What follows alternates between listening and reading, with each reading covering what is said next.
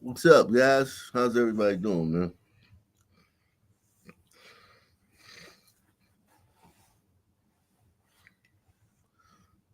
How is everybody doing?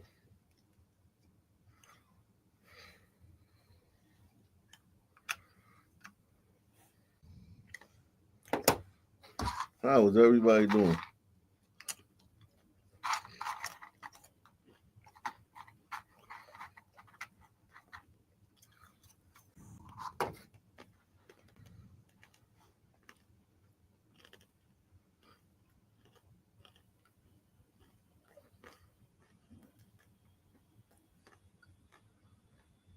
Mm,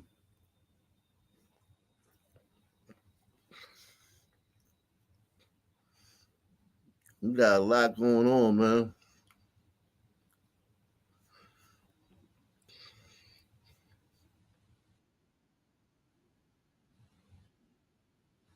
A lot going on, guys.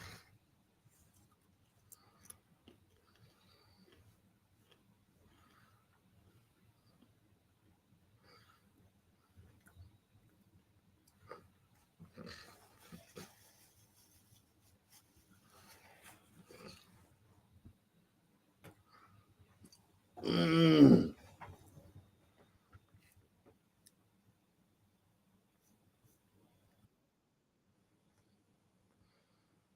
mm.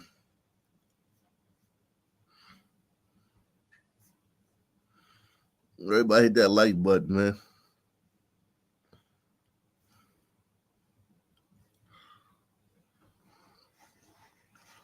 Everybody hit that like button, man.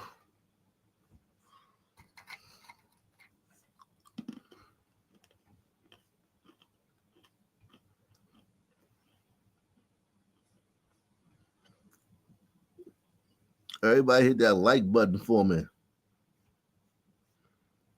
Makes sense, don't it? Make dollars.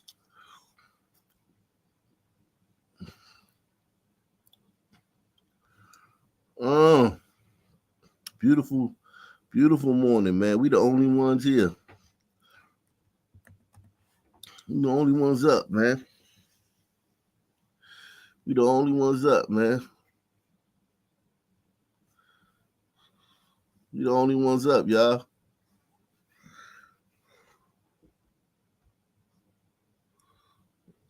We the only ones up, man. How everybody doing tonight, man?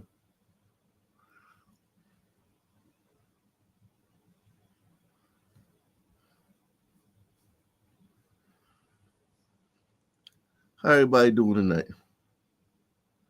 It's Ock Nation exclusive, man. This is Ock Nation exclusive, man.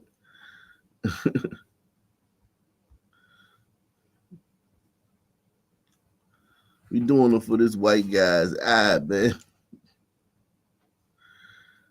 Let's do it for this white guy's eye.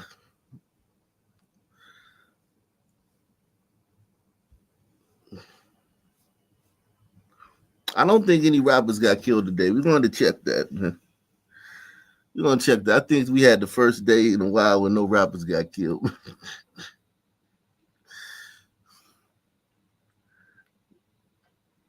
I think all the rappers made it through the day, man. All the rappers made it home tonight, man.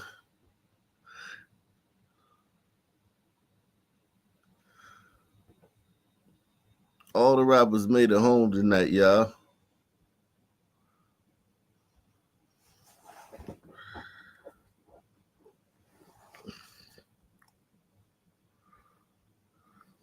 I think. Correct me if I'm wrong, man.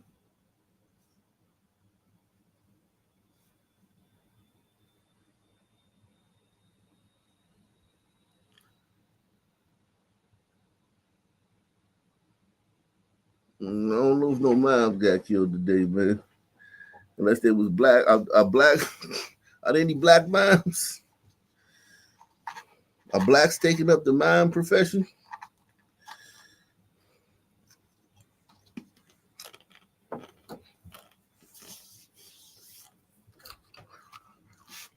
They giving scholarships from mime school.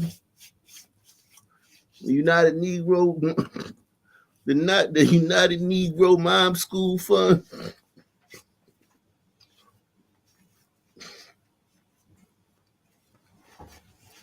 Huh?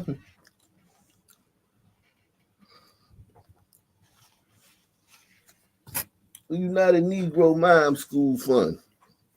A mind is a terrible thing, but I couldn't believe they couldn't put that commercial on now, man. Niggas be offended now, the United Negro College Fund, man. Everybody hit that like button, man.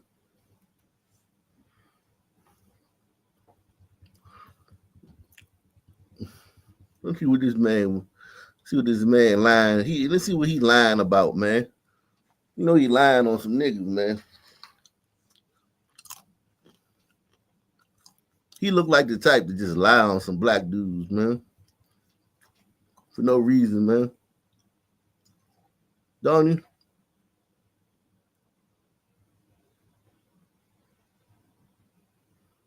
Hmm.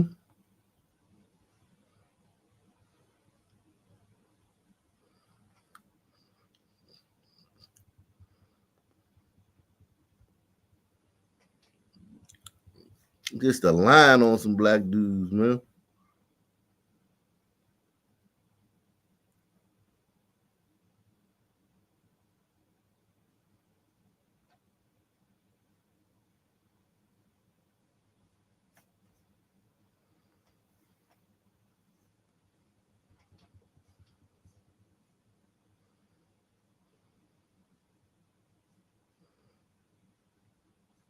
Yeah, sir. Some black dudes did what? Yeah. Like we gonna believe that, man. The black dudes did something to a white man. Yeah, right. Not in Nazi America, man. Black dude would be crazy to put his hands on a white man in Nazi America, man.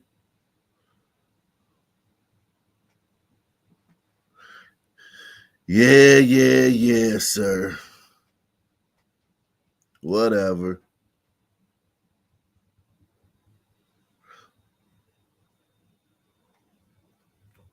You must think we're stupid, sir.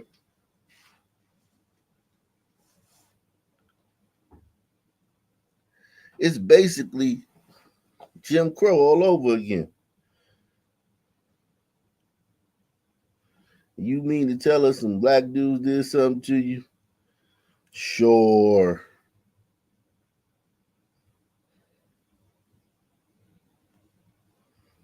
Right.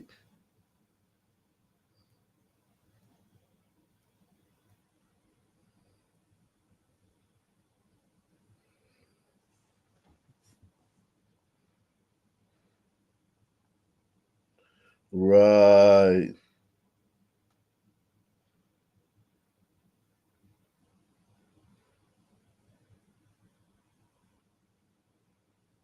Now they might have done something to you under the last administration, but under this administration,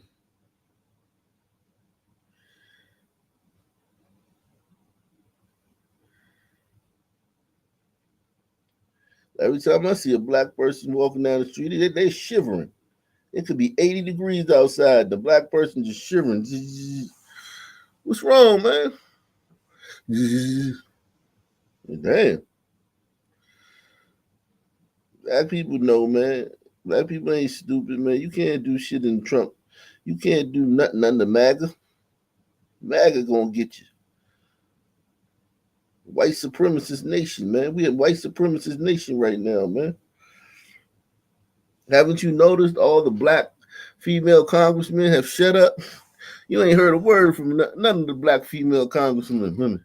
They knew once MAGA got in office, they'd have to shut the hell up and take the background.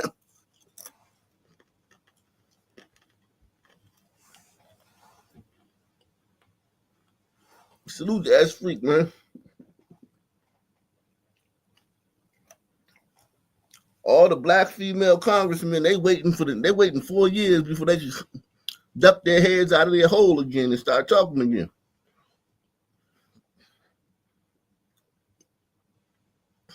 You're a white supremacist country now, man.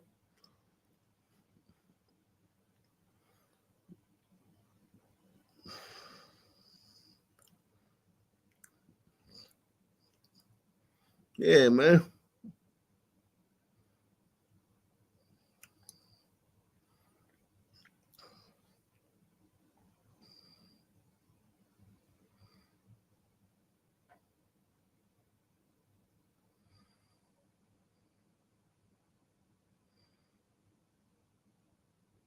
Yeah, I don't believe this guy. Whatever this guy's gonna say, some black dudes did to him, I don't believe it, man. He lying, man.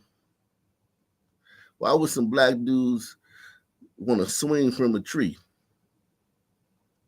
You heard about that lady in Allentown, man? They tried to hang her the other day, man. Press one if you heard about that lady, that city council woman in Allentown. They tried to hang the other day. MAGA crazy. They hanging black. They playing women, man.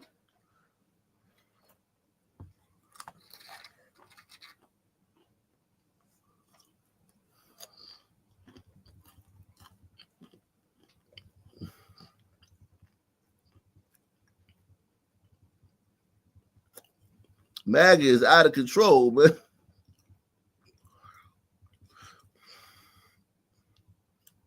Yet this dude gonna come here and tell me that in the midst of MAGA and white supremacy and the neo white supremacy, that the black dude walked up to him and did something. Yeah, right.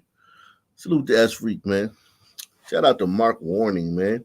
He said, "Here's $1 for each eye."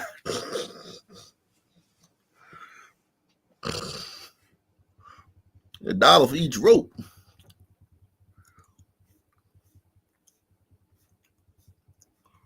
$1 for each rope. Yeah, blacks always getting falsely accused, man. I'm tired of it, man. I'm sick of it.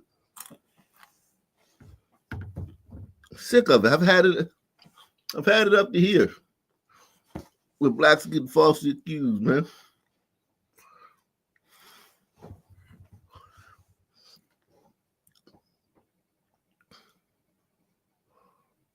I mean, I'm just sick of it. We just going about our lives, man. Trying to be the model minority. And then the white man come accuse us of stuff.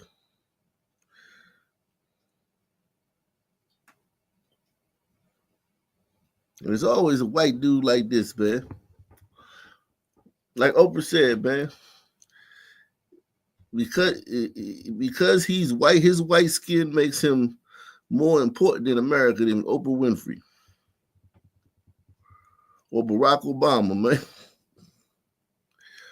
His white skin makes him more believable. This white dude could say, "Oh, Barack Obama broke into my shed last night and smoked some crack."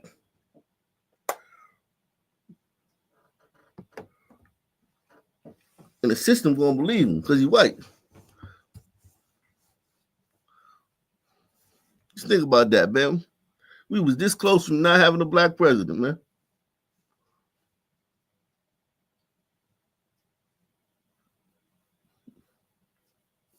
You see, I hope I'm being sarcastic. What's that? What is sarcastic, man? I'm a Southern man. I don't know these terms, man. I don't know what sarcastic means, man. I don't have the privilege to know what sarcastic means. Every day I'm just out here fighting for my life, man. You talking about some damn sarcastic. I don't know what the hell that is. I have the privilege to know what that is.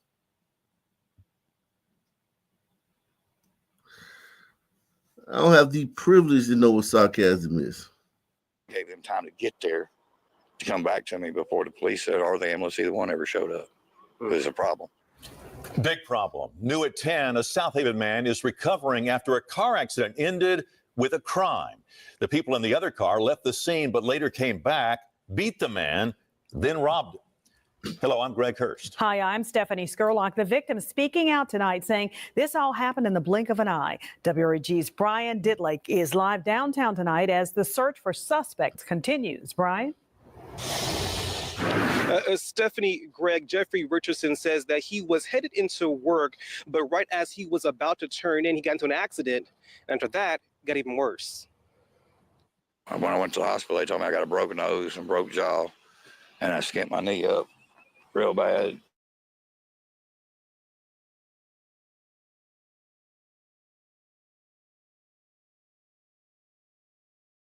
Bracelet. Jeffrey Richardson says it's still a blur day. Right before the assault, Richardson says See, like right here, right there. Crisis actors, man. You can clearly tell these two are crisis actors, man. These are crisis actors.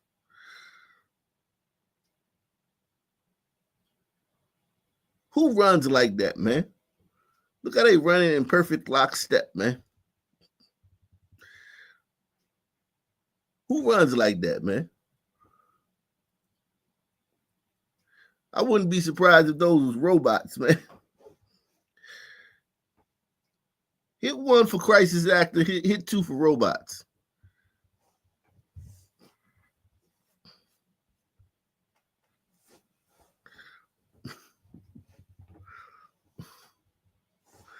These are either crisis actors or robots, man.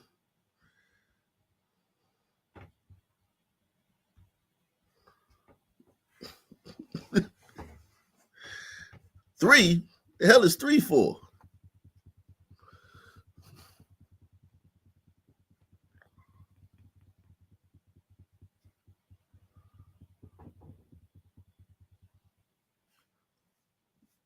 Yeah, man.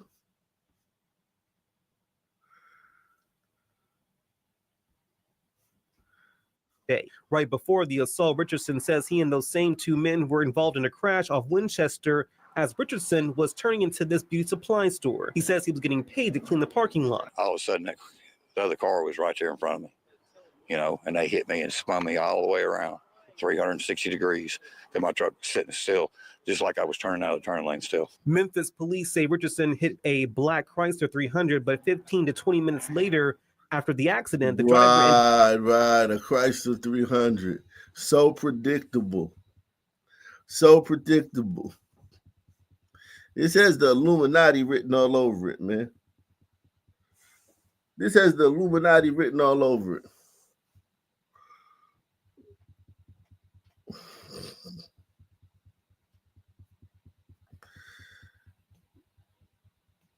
This has the Illuminati written all over it, man.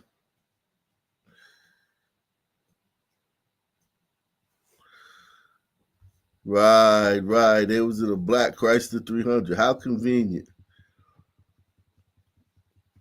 And he's in a pickup truck. This is like a script straight out of Hollywood, man. They couldn't find a red pickup truck at the last minute to make it totally believable.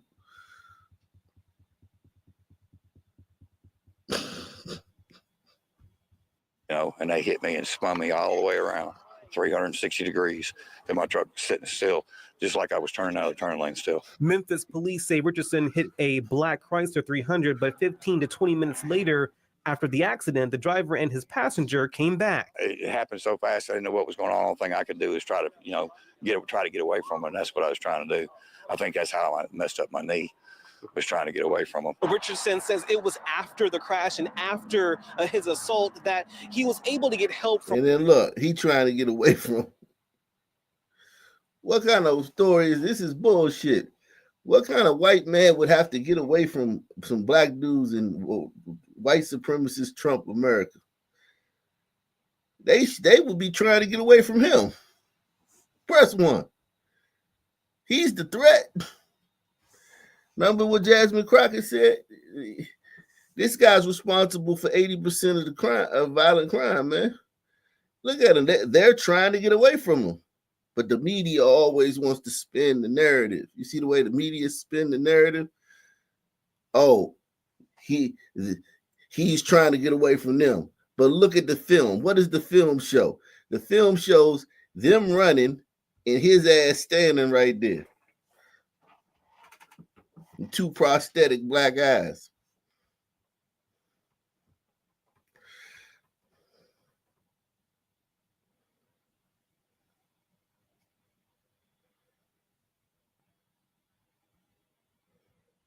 Yeah, they trying to get up out of there. And he just standing there. But we're supposed to believe that he was trying to get away from them. Yeah, right.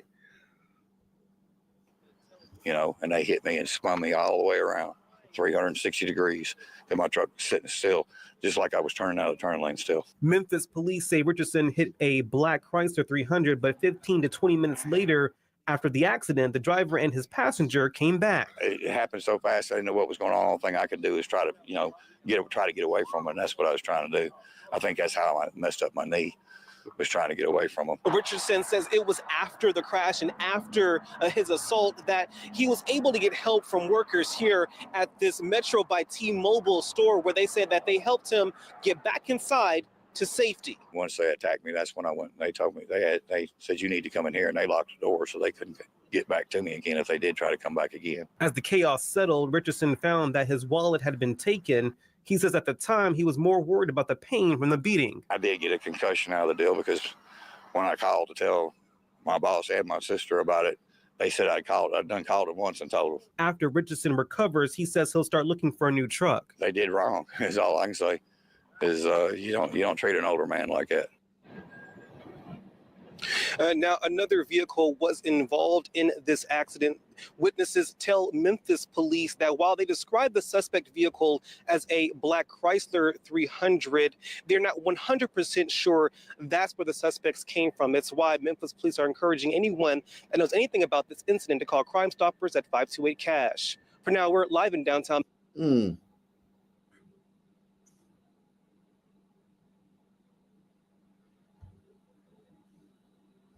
At 5 on your news leader, stunning video shows an alleged attacker striking again. A woman accused of attacking a teenage Cheddar's employee is now charged in an assault at a McDonald's drive-thru. Good evening and What? Just at 5 on your news. So I get it. They still wearing those black textured masks. You know those black textured masks that they wear to make them look like black people? And then look, the sister just taking it. All these stories tonight are fake, man. The sister just taking the ass whooping. This is so fake. Your news leader, stunning video shows an alleged attacker striking again. A woman accused of attacking a teenage Cheddar's employee is now charged in an assault at a McDonald's drive-thru. Good evening and thank you for joining us. I'm Stephanie Skurlock. And I'm Greg Hurst. Caitlin Brantley is accused of fighting a McDonald's manager, and that brawl is all caught on camera. WRG's Raven Copeland joins us now live with more. Caitlin, a black girl named Caitlin. A black girl named Caitlin. And we're supposed to believe that. Boy, the Illuminati is working their ass off tonight. Illuminati is working. Good evening and thank you for joining us. I'm Stephanie Skurlock. And I'm Greg Hurst. Caitlin Brantley is accused of fighting a McDonald's manager, and that brawl is all caught on camera. WRG's Raven Copeland joins us now live with more. And Raven, I know the district attorney's office actually revoked Brantley's bond in this recent incident. Fill us in more. That's right, Greg and Stephanie. The DA's office says the suspect is a danger to the community. The DA's office went on to say that her violent behavior in both incidents demonstrates a clear and ongoing pattern of dangerous conduct. Now, as you mentioned, she's one of the 4 people accused of attacking a former Cheddar's employee. WREG got his reaction to her recent arrest. Because it's like she's not learning from what she did to me, but she going to other establishments and doing this to other people. So I'm really not surprised because she been doing this for 2 years, a year. So it's really sad to see. It's been nearly 2 years since Omarion Ford was attacked by a group of customers at the Cheddar's on North Germantown Parkway. Video showed Omarion, who was only 17 at the time, being beaten. We did this story, man. Remember this story? We did this story. That's crazy, man. Okay, so this might be real. This might be real because we did this story 2 years ago.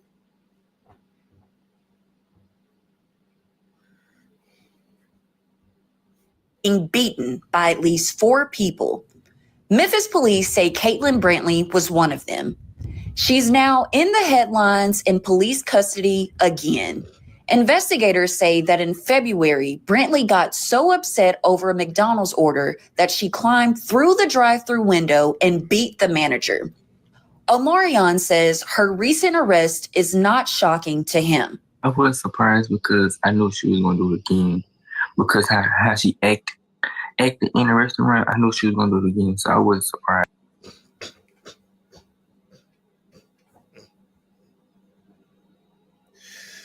Little ow ow. That ain't Bow Wow. That's little ow ow.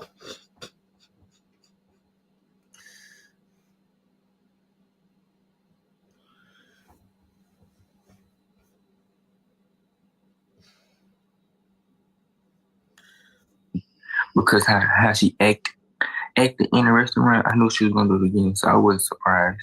According to court records, Brantley was out on bond for the Cheddar's incident when she allegedly committed another assault at McDonald's. The Ford family says Brantley initially had the option. Jeez.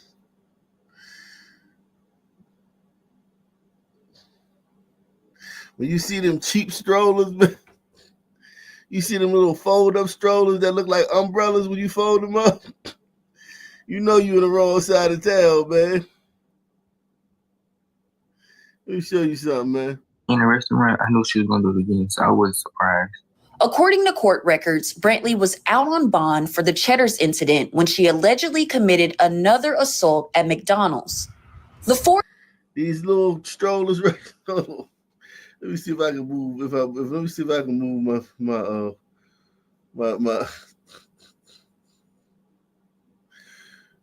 Yo, when you see these little cheap strollers like this, man,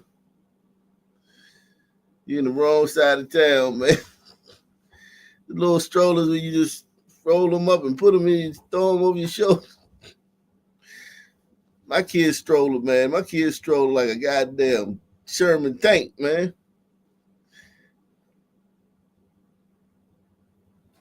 When my wife come back from a walk, she got to call me to come bring the stroller in the house. That's the old school stroller with the plastic wheels and shit. You see them joints, man. It's like, oh, Lord. There goes the neighborhood. That's the there goes the neighborhood stroller.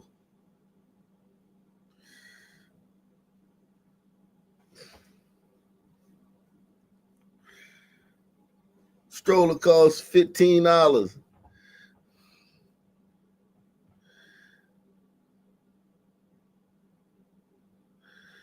Stroller costs $15.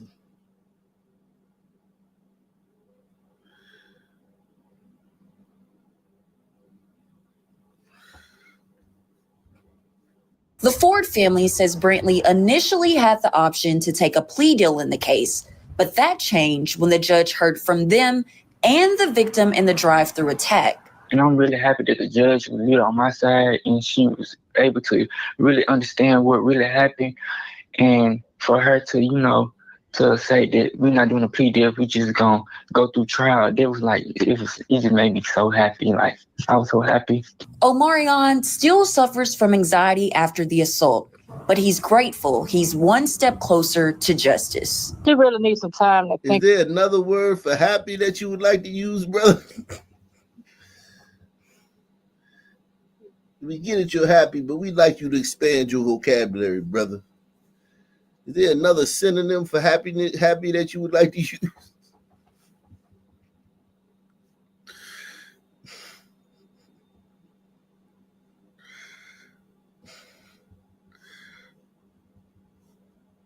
Still suffers from anxiety after the assault, but he's grateful he's one step closer to justice. She really needs some time to think about the things that she does and the things that she does to people, how she affects people's lives with the bad decisions that she makes. Now, Omarion's mother, Letitia, tells me she'll be in court tomorrow morning to look at surveillance video of the Cheddar's assault. That will be her first time reviewing the video and the first time that the DA's office will release that video, and it'll be her first time watching it. Reporting live in East Memphis for your news leader, Raven Copeland, WREG News Channel 3. Everybody hit the like button, man. Hit the like button, man. Support the channel via PayPal, Cash App, or the Super Chat, man. We the only show in town right now, man. Support the channel. We the only show in town, man. Frightening video of a robbery in Westchester County. A group of men smashing their way through a jewelry store and taking off with about $1.7 million worth of stolen goods. The crime happening a few months ago, but today a break-in the case. There's been a break in the case, and 2 people have been charged in the robbery. The video, more than disturbing. Eyewitness News reporter Marcus Solis live at the courthouse in White Plains. Marcus? Sade and Bill, today the owner of that jewelry store declined comment, but that video shows just the moments of sheer terror as that smash and grab robbery was taking place. Today, 2 of the 4 suspects arrested. They appeared a short time ago in federal court here in. Goddamn Melungeon. That's a Melungeon right there, man. White Plains. It's named Terrytown Jewelers, but it sits in a strip mall in Hartsdale. Business as usual today. But this was the terrifying scene last year. 4 masked suspects breaking through the front window in a smash and grab robbery. The violence leaves a customer cowering in fear, briefly moved out of the way so that one of the intruders can get to the jewelry and display counters. The loot carried out in bags to a waiting vehicle. Court documents contain surveillance images that show the suspects in New Jersey on December 16th, the morning a Jeep was reported stolen. A couple of hours later, the suspects are seen exiting the vehicle with sledgehammers. Within seconds, they're inside the store. According to the federal complaint, the thieves made off with $1.7 million in jewelry, rings, necklaces, and earrings. The bulk of the haul, 70 Rolex watches worth over $1 million alone. An FBI task force arrested 26-year-old Kevin Williams and 20. These niggas is straight Sambos, man. This is what Sambos would have been doing if the internet was around. If the internet was around during slavery, Sambos would be doing this shit, man.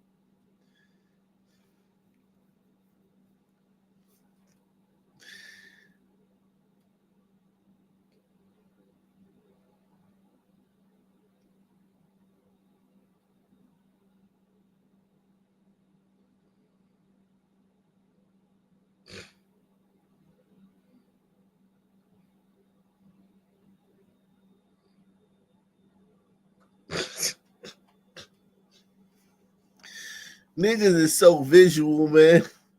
Niggas can't have money without showing it. Nigga can't have a black card. Nigga gotta show you the cash. We the only ones that gotta show you the cash. We gotta show you the cash. If we got $1 million, we gonna go cash it in, man. Like, here go $1 million, y'all.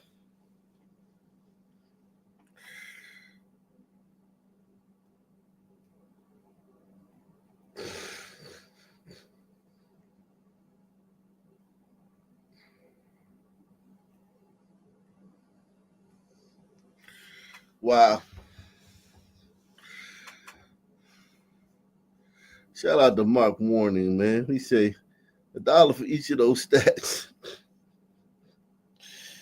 Yeah, them stacks ain't nothing. It's probably dollars. Most of them stacks is dollars, man. The top, man. I probably got some hundreds on the top, man. Damn. These niggas got 70 Rolex watches. You know, they got them motherfucking Rolex watches on the street in the hood, man. Hey, man, just give me $2,000 for this watch, man. Just give me $2,000, man, for a Rolex. Them shits was flying off. Them shits was gone like hotcakes, man. And 24-year-old Byron Wilson, who prosecutors say posed for pictures with stacks of cash after allegedly selling some of the jewelry in Manhattan's Diamond District. The acting U.S. attorney for the Southern District stating, today's arrest should make clear that if you commit such brazen and dangerous crimes in this district, we will find you and hold you responsible.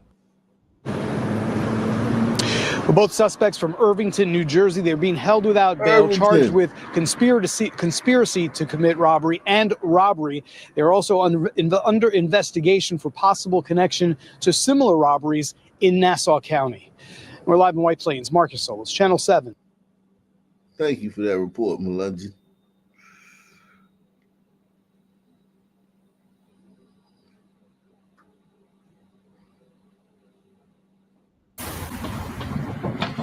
And Corey, Robert Panton has been fighting for his life, essentially for the latter part of being here in New York City. A lot of it spent behind bars. And now tonight we have word from the federal courthouse here that after an emergency hearing, a federal judge has ruled that he stay in custody tonight. However, he has barred this person from deported until more information can be learned about this case. This be a gross injustice and can be reversed at any time. Moments after recording this video, Robert Panton was detained by Immigration and Customs Enforcement. The 59-year-old has been fighting deportation to Jamaica since 2020, when a judge ordered him released. Why you don't want to go back to Jamaica, man? The shining star, man. Go get you some oxtails, man. I bet he got a Jamaican flag. I bet he got a Jamaican flag tattooed on his fucking back. Goddamn Jamaican flag in his window at his house. Jamaica, everything. I bet he's talking like Bumba Clyde. I bet he said as soon as the camera go off, he's gonna be like Bumba Clyde, Rise Clyde, pussy.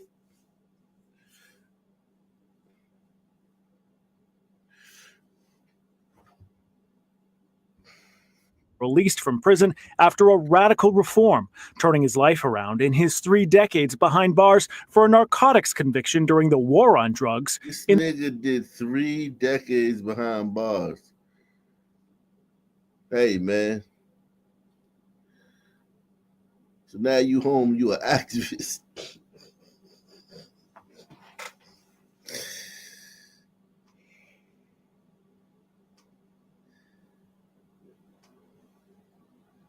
I'm conflicted, man. He did 3 decades behind bars, so he served his debt to society, man.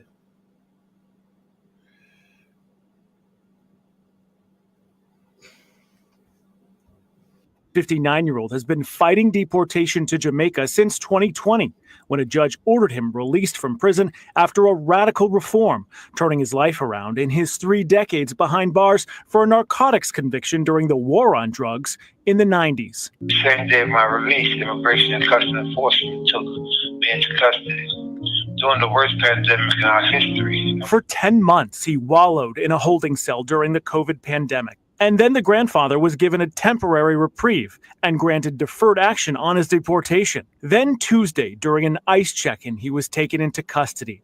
Panton recorded this video in anticipation of his worst possible outcome. I appreciate all my supporters and all the people who's fighting for not only due process, but the proper consideration of being in this country. Panton has lived in Harlem since age 4. Since his compassionate release, he has mentored at-risk youth, advocated for immigration reform, and runs a suicide prevention hotline.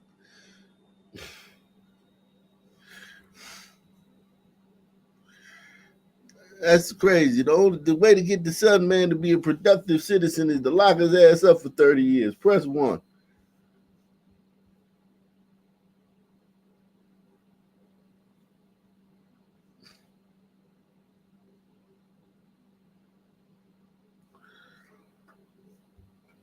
Since his compassionate release, he has mentored at-risk youth, advocated for immigration reform, and runs a suicide prevention hotline. His son is an NYPD officer. Our current laws continue to punish individuals like me, even after we complete our sentences. Border Czar Tom Homan telling us Monday the mission of the administration is simple. We're removing significant public safety threats and national security threats from this country. And Panton's deportation fight actually first began during President Trump's first administration. Then he appealed to the Biden administration to commute his sentence, and now still continues, lingers on as he faces the possibility once again of being sent back to a place he hasn't called home since childhood. Reporting live from Lower Manhattan, I'm Anthony DiLorenzo, Pix 11 News. Okay, Anthony, we know you will stay on top of this story for us. Thank you for your reporting.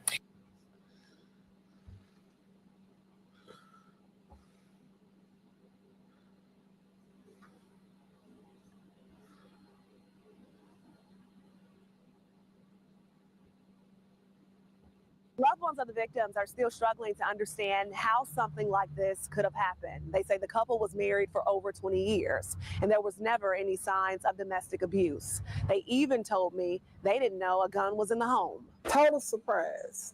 Unexpected. He adored her.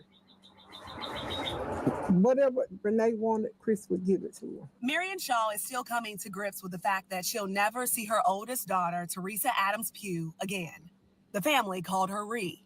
Fun-loving, the life of our family party. Marion says her daughter had 4 children and 15 grandchildren.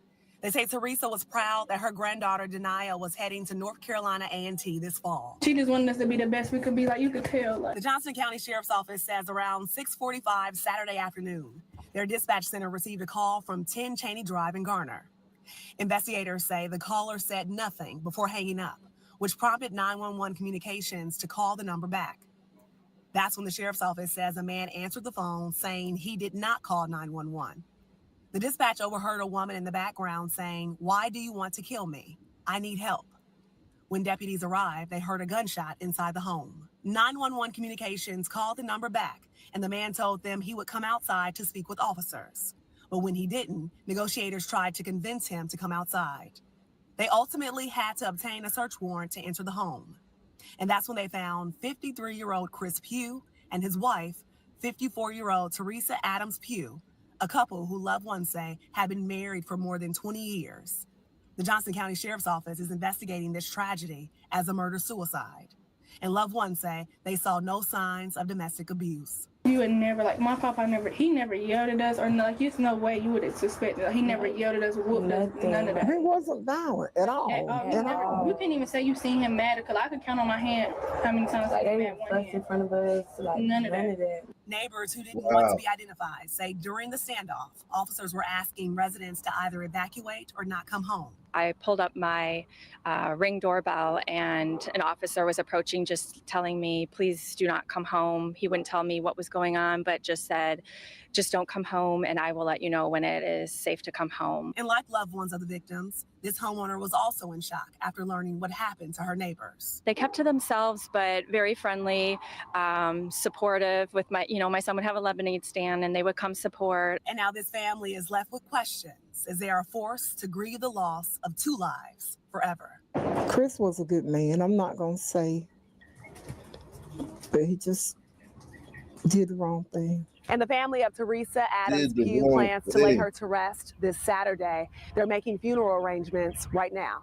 We're in Garner. Akila Davis, ABC 11, Eyewitness.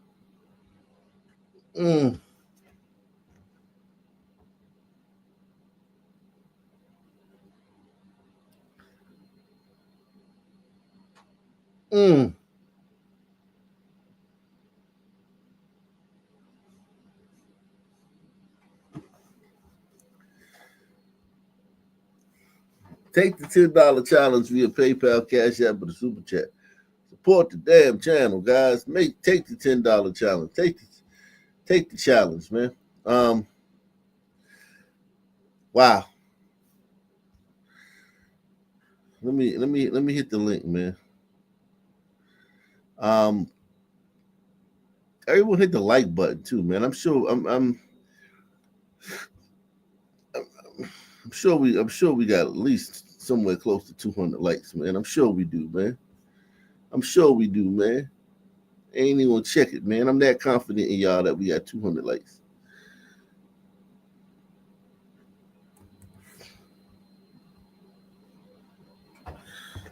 We the only show in town, man. Let's go, man. Crime time, y'all. But first tonight, we start with a developing story. A man was beaten on camera earlier this month on the West Ridge near Main Street. Houston police say that the assault was so severe, the man died. The hunt is now on for 3 suspects in this case. Fox 26's Sherman DeSalle spoke with the family. And joining us now live from HPD headquarters tonight, Sherman. Yeah, good evening, Rashi Anthony. Gavin Melchor was known as being a generous and loving member of his family. That makes his death that much more difficult for everyone. They also wonder how an argument can turn so deadly. My heart is broke. I never thought that this would happen to Gavin or any of my kids. Gavin Melchor's family says it's hard to imagine a life without him. They're now determined to find out who the men are seen in this surveillance. Woo!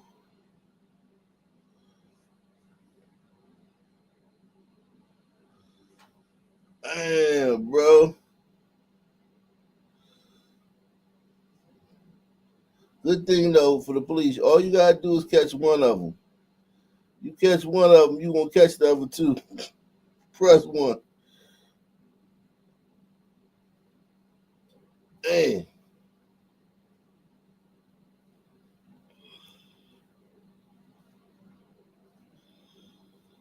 He ran into these motherfuckers. Can turn so deadly. My heart is broke.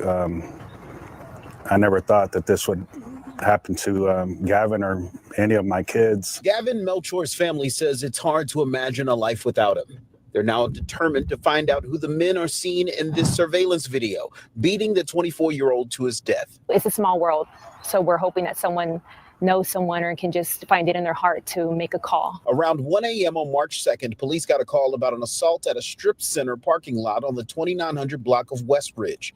Video from a convenience store shows the moment Gavin Melchor was shoved into the side of a car and on the ground by an unknown male in the white shirt. You see another man. What was he doing over there talking to them dudes, man? What was he doing over there talking to them guys, man? West Ridge. Video from a... Look, it's a work truck, man. Oh, that's a good son, man. He got a work truck, man.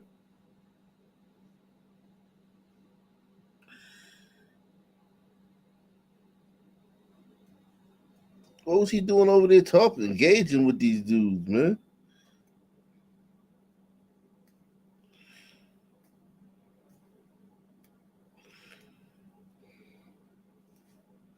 Don't make no sense, man.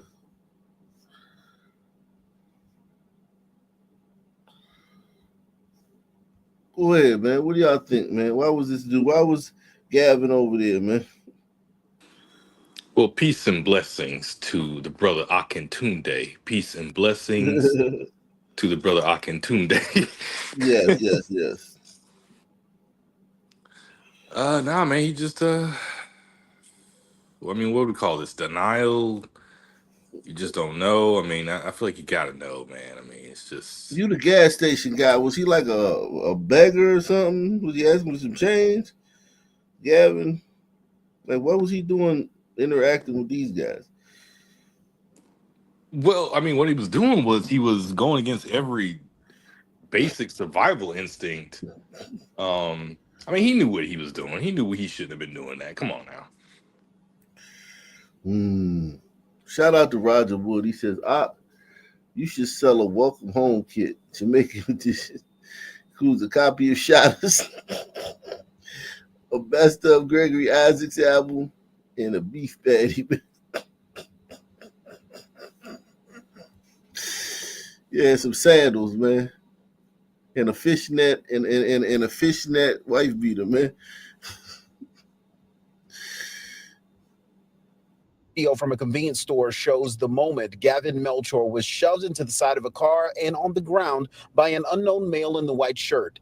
You see another male in a dark hooded sweatshirt kick Melchor in the head. Gavin's family says he was walking home and had just visited the convenience store ATM. I don't know what was said between them. Gavin, man, you look like a movie star, man. What happened, man? What happened, Gavin, man? He was out of bounds, bro.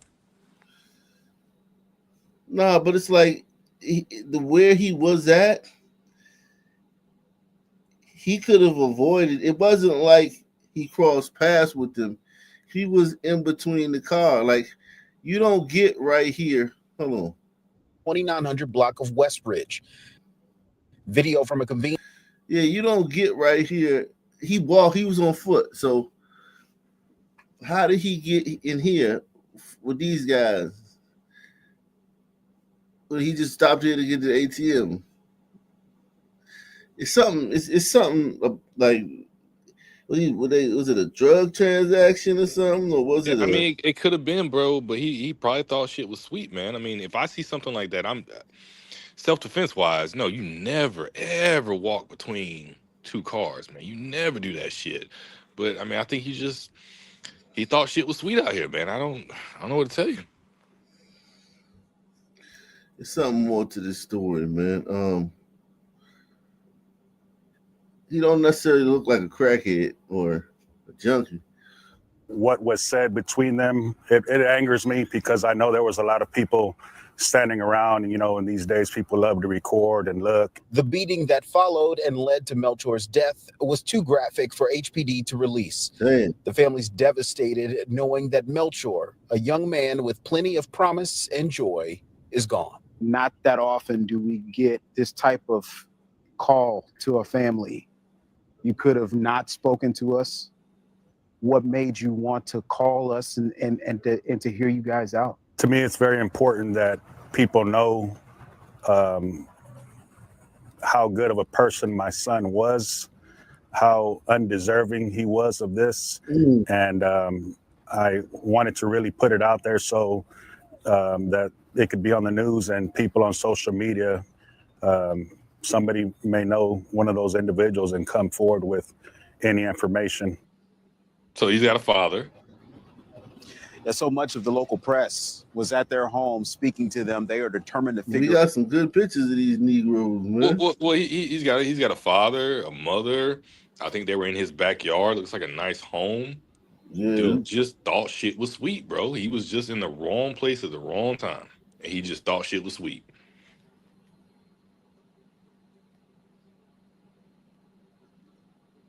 Hey. That's the thing about street smarts, man. Unless you grow up in that environment and dealing with those types of people, or your profession, your training, you're trained to recognize that type of stuff, bro.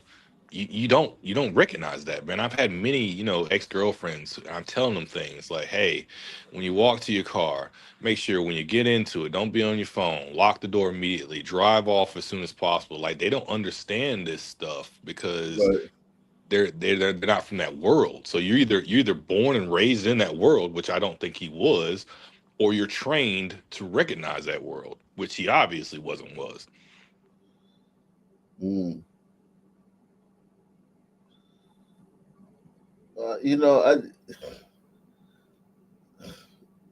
I don't know, man. We gotta see. There was some good pictures, though, man. There was some good pictures, right? Like, you can't tell me you don't know. Like, these dudes should be shaking in their boots when they see this news story. Oh fuck, man, they got us. Oh yeah, they just waiting for that reward money, and somebody dropping a dime. There were some good ass pictures. Jeez. Man. Let's see if we can Most find. likely one of them gonna see That that family picture and is turn pleading himself for in. justice for their loved one. Let's see if we can find out some more. Something about this story. Something why they were interacting. That's one more. Who was robbed and beaten to death outside a Southwest Houston convenience store. The family tells us they pushed HPD to release video of the assault in the hopes of finding the 3 suspects involved. They're sharing their story with Anayeli Ruiz, who joins us live from where this happened along West Ridge at South Main. Anayeli, walk us through what happened. Guys, it happened back on March 2nd. Right behind me at this corner store, Galvin Melchor was beat to death. And now the family is hoping to be able to find those responsible. He was just a really sweet brother. He was always super nice to me. With tears in her eyes and a broken heart, Krista Melchor and her family are still trying to figure out why someone would beat her brother to death, cutting 24-year-old Gavin Melchor's life short. Life hasn't been the same since. Dramatic surveillance video captures the moments leading up to 24-year-old Yeah. Gavin's death.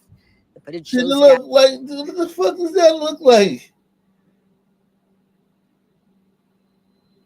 And he's got his palms open. He's got his hands up. That. Come on, Ray Wall. There's something more than just. Yeah. Seems like he's interacting with him. Is that his truck or that's their truck? There's somebody in the driver's seat. He was Okay. walking. They said he was on foot. He stopped there. He was walking and he stopped there to go use the ATM machine. Yeah, he should have went around. But it looks like it's an interaction. Like this guy right here, he looks like he's like, yo, come on, like he's Yeah. like pleading with him about something. I don't know. Yeah, I don't know, man. I mean, all right. Let's say it was a drug deal gone bad. I mean, still though, if they thought he was a Fed, bro, I mean, would they have done that? I don't know. I mean, It's bizarre, man. shows Gavin talking to a group in a black truck when He ain't know the dude was gonna just take off on him right there. a man in a white shirt suddenly charges at him, knocking him to the ground. Moments later, the suspect begins beating him. Out of respect for Gavin's family, we're stopping the video here. Police are now searching for the 3 suspects. See, you wouldn't be able to tell if this was before or after. Yeah, that's crazy. Mm. Some men will kill and go to sleep at night like a baby. Won't think nothing of it. Yeah, man. This is crazy, man.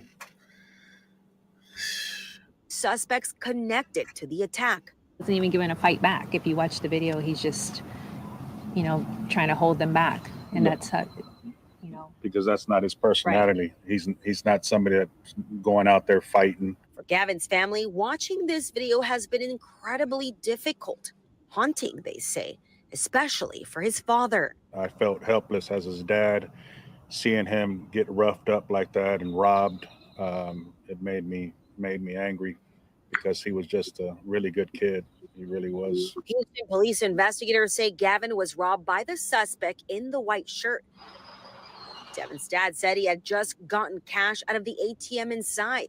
He was kicked in the head by this suspect wearing a black sweater with an orange design, and he was knocked unconscious. You kicked somebody in the head when they died? Oh, man, nigga, you gonna get... They snitching. These dudes gonna have to snitch on each other, man, to have a date when they come home one day. Because this might not be first degree murder. It might be, second degree murder, right? Second degree, yeah. Or they might even charge him with manslaughter. Plead yeah, down. whoever was least involved, they going down to the police station real quick.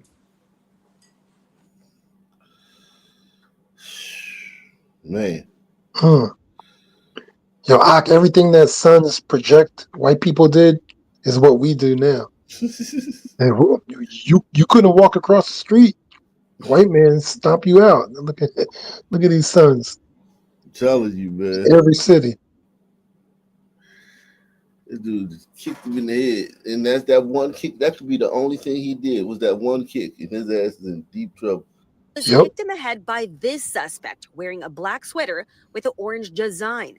And he was knocked unconscious by a third guy who later enters the picture wearing this pink bag. And if you look at the video and images, clearly the individuals are laughing, having a good time while my son's on the ground.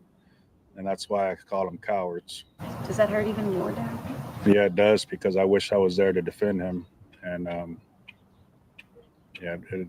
that's what I want to do as a dad, is protect him. Well, Gavin's family remembers him as a loving, a very kind soul, and that is why they're asking anyone with information to please contact police or Crime Stoppers. There is a $5,000 reward for each person that is arrested. You could get up to a $15,000 reward if you have information on all three. We want the community to know that these three individuals are still walking free amongst your community, and they're out there, and we need your help. The family of 24-year-old Gavin Melchor is asking for your help in identifying the suspects in his killing. Houston police released some new video today, which appeared to show a brutal attack on Melchor. He died from his injuries.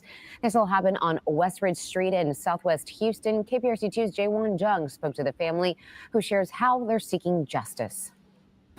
The family of Gavin Melchor tells me he left a lasting impression on everyone he came across. Although the new video released by Houston police is difficult to watch, they tell me the silver lining is that it could help find the suspects faster. These shirts also say "Smile Like Gavin," because anybody that knew Gavin knew that he was always smiling. He was always smiling. Big smiles. The Smiles and Kimberly Melchor, Dad Chris Melchor, and sister Krista Melchor will never see again. Now in solidarity, the family members wear matching T-shirts to seek justice for 24-year-old Gavin Melchor. He was such a loving individual, loving and kind, and took everyone as a friend. On Tuesday, Houston police released this surveillance video from the Valero near Energy Stadium just after 1 a.m. on March 2nd. You can see Gavin in the denim jacket getting into an argument with three men. Moments later, the man in the white shirt appears to slam Gavin to the floor. We're stopping the video here. So they referred to that interaction as an argument. It's sons, man. And they try to take every angle to protect them. I mean, listen, it could have been an argument, but he should have. But what would he be arguing with them about, or debating, or having a dust up with these people about? You think when he put his hands up, they saw it as a sign of weakness? Definitely. I saw the guy's eyes light up. Yep. It's the concrete jungle, man. You got to be careful. Without a doubt, he showed his palms. Yeah. So the inside of his palms, that shit was, this dude took off on it. Of respect for the family, but we can tell you the man appears to repeatedly batter Gavin with a number of bystanders watching. What was your reaction when you heard about the manner in which he died? It definitely angered me as a dad, because I watched the footage, and he definitely didn't deserve that. And I wish I was there to protect him, as a father. So it really hurts. Gavin's family tells me he was at the rodeo that night and may have used the ATM at the Valero before the encounter. Nothing was recovered from him, and clearly in the video you could see him rummaging through his pockets, taking his keys and phone and whatever else he owned. He even bought a little cowboy hat that was hanging here. He bought that cowboy hat. He was going to give it to his grandmother or maybe his mother. That's the kind of kid he was. KPRC also learned Gavin was a warehouse distributor at Yummy Ice Cream. He was born and raised in the greater Houston area and graduated from Dobie High School. If Gavin was watching right now, anything that you all would like to say to him? We would, of course, tell him we love him, and we are doing everything possible that we possibly can. And we know that God is in control right now. And we see you, Papa. We see you in the ladybugs that you're always sending us. And we see them, and we hear you, and we feel you. And we are not giving up. The family tells me they hope news coverage on this case will help spread the word. If you know anything about this case, you can call Houston Police or Crime Stoppers. Wow. Wow.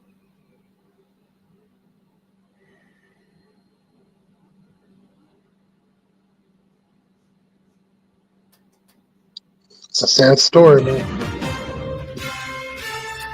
We begin here at 5:30 with an update. An I-Team exclusive. Prison inmates claim they flagged state officials about being beaten by correction officers before the deaths of 2 inmates at 2 different facilities. Investigative. Yeah, shout out to Jack Me Off, man. Got big love for Jack Me Off, man. Jack Me Off says, I ain't looking at no Negro. Yeah, you ain't look at you. You don't make eye contact with them, especially at a fucking gas station, man. You just keep your head forward. Then you gotta keep your head down. Keep your head forward. Treat them like trees, like they just there, man. Go about your business, man. You be all right.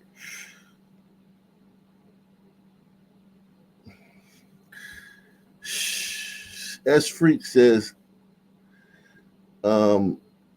sons lie about history to justify their current actions. Truly narcissistic and sociopathic.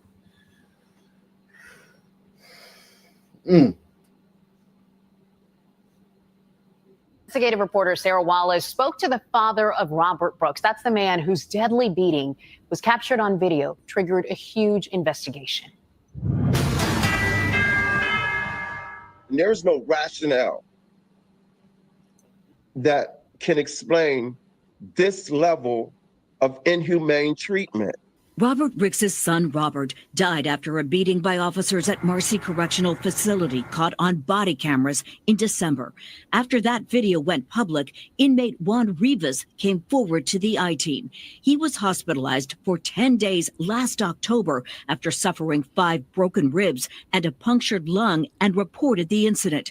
Guards claimed in a report he assaulted them. They was hitting me with a knee, and they was kicking me. Rivas, who's been told there is no video of his incident, says he thought no one would believe him until the Brooks video surfaced. Investigators say the officers involved in that case did not know the cameras were recording. My son was sentenced to 12 years. He wasn't for stabbing a woman. I forgot he stabbed her a bunch of times, but yeah, for stabbing a woman a gang of times, man.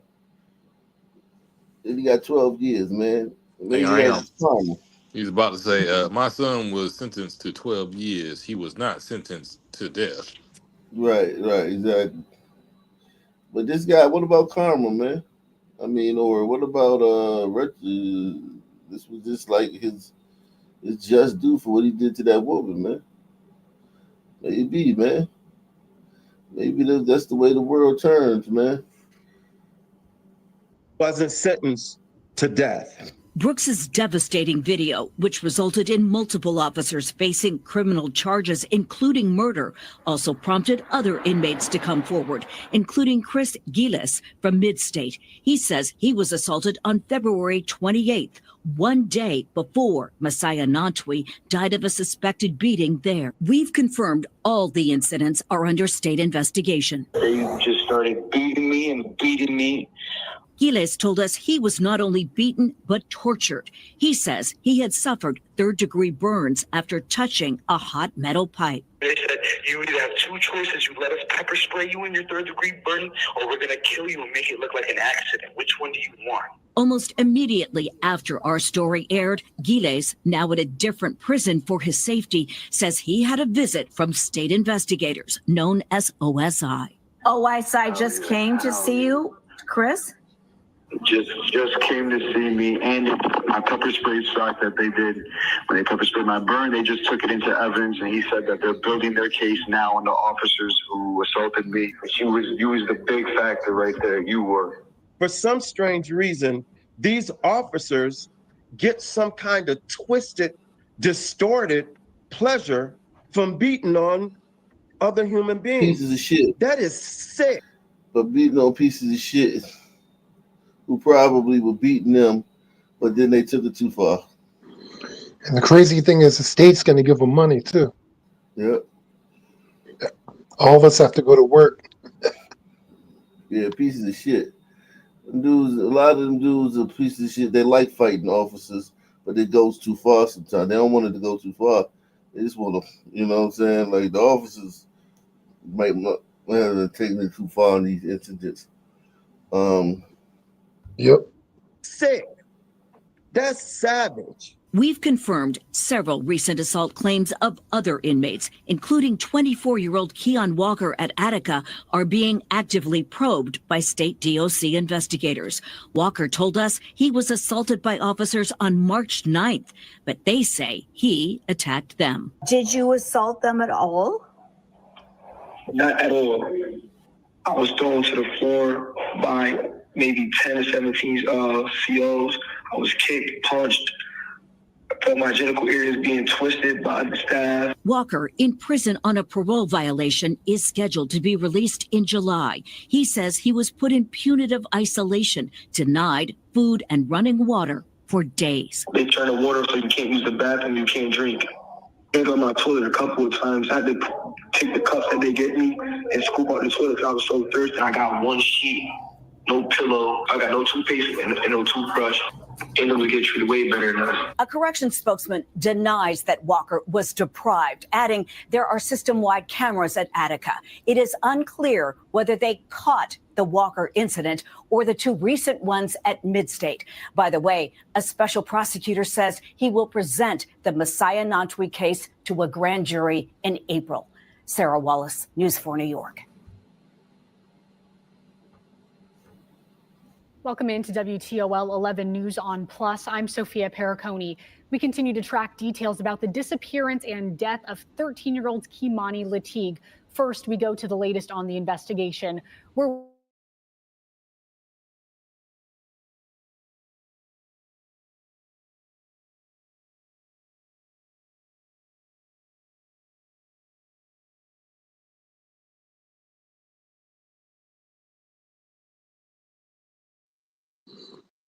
Yo, Ak.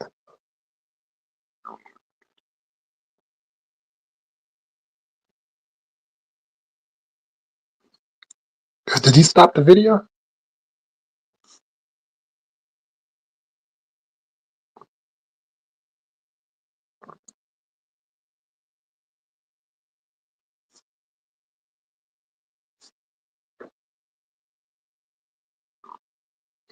Yo, Ak.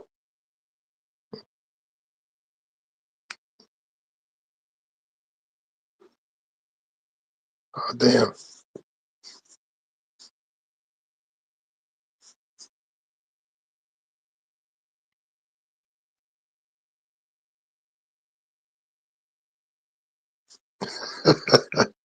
Yo, what's up? I think his connection was lost, maybe. I don't know. That's wild. Yeah, it looked like he was asleep, but since he's off now, maybe his internet went down. Is it on YouTube? Let me see.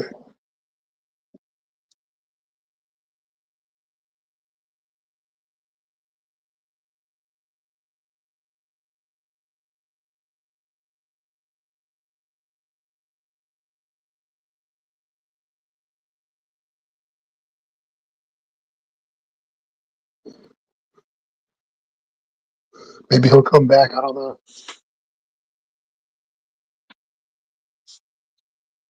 Might hop off then.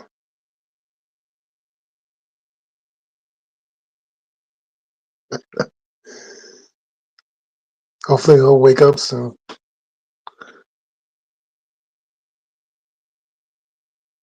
The chat said they want you to do your Umar Johnson impression.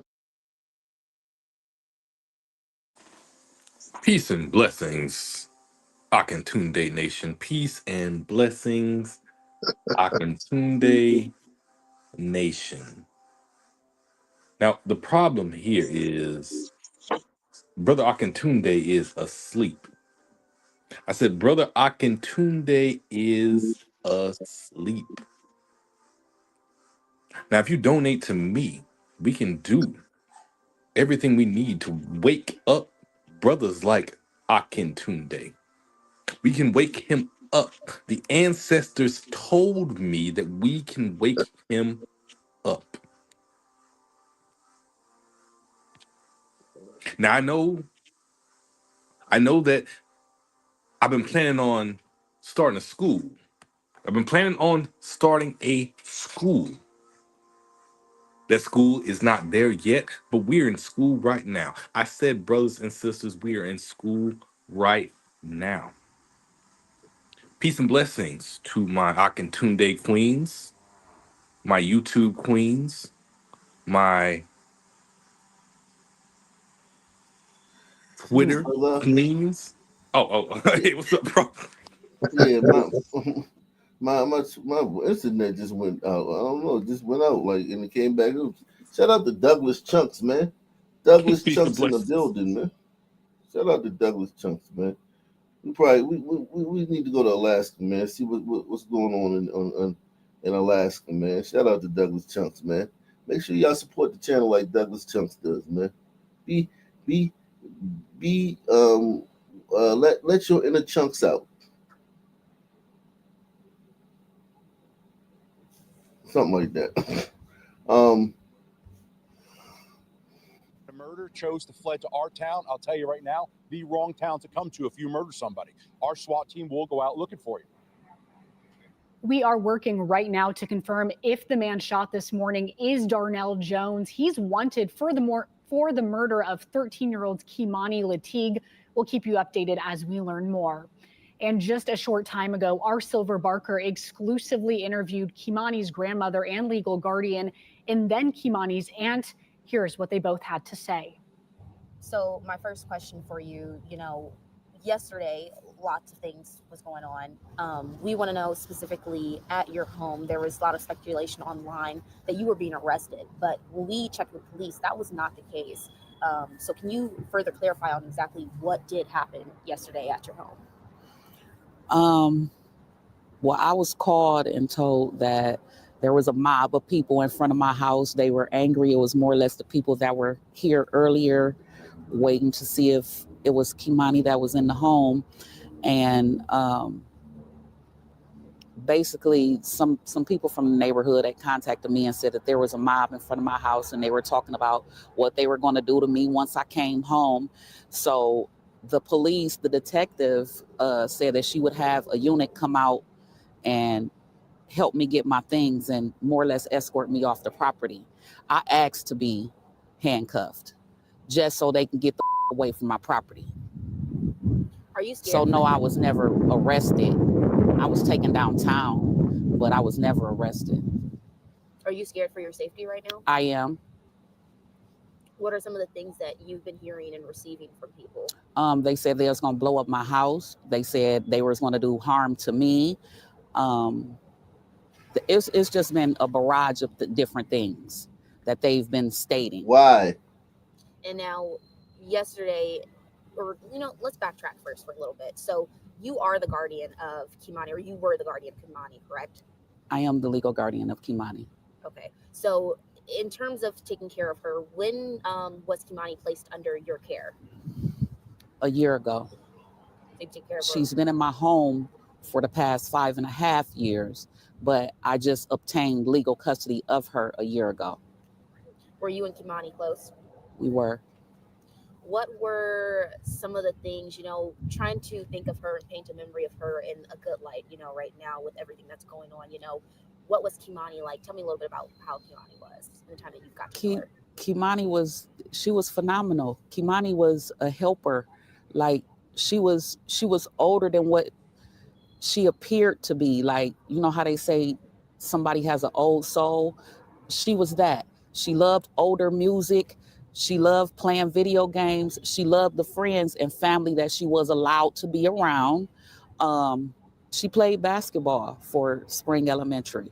She was highly intelligent. So I'd like to clear up the mental issue statements. No, she was not mentally ill in any way. We had her, assessed, and they didn't feel as if anything was wrong with her mentally. So that was not issue. But back to Kimani, she would, like, say for instance, someone would come over and they had children. They didn't have to worry about their kids because Kimani immediately embraced them and would play with them, you know, kid stuff. She was phenomenal. Like I said, she was like no other kid her age. What school did Kimani go to? She went to Spring Elementary.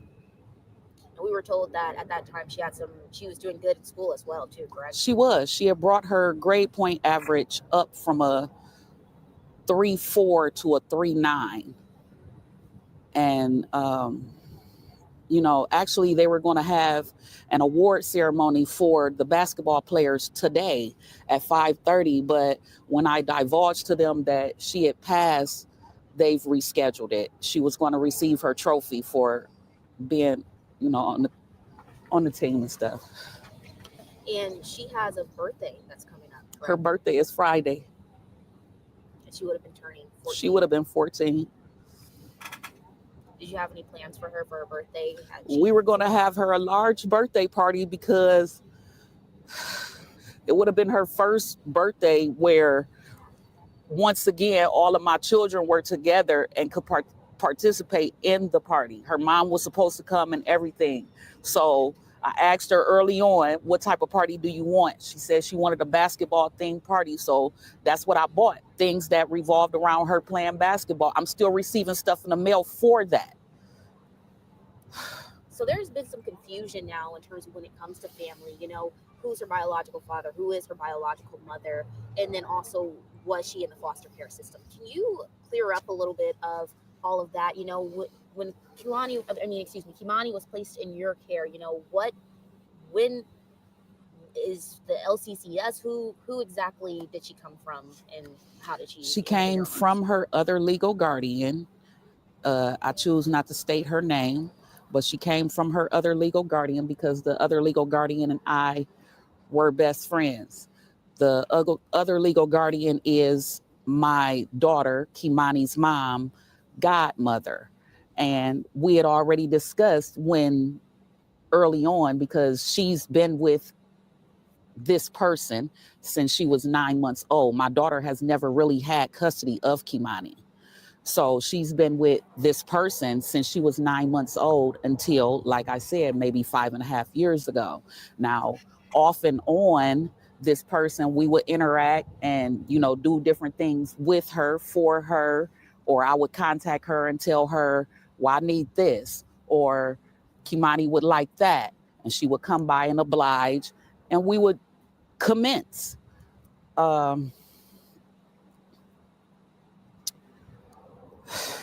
It's just too much. Earlier you mentioned, when you were talking about what Kimani was like, you know, you had mentioned that when family members did come over, who were allowed around her. Can you expand on that? Is there family members that weren't allowed around her? No, it's just not very many that came around.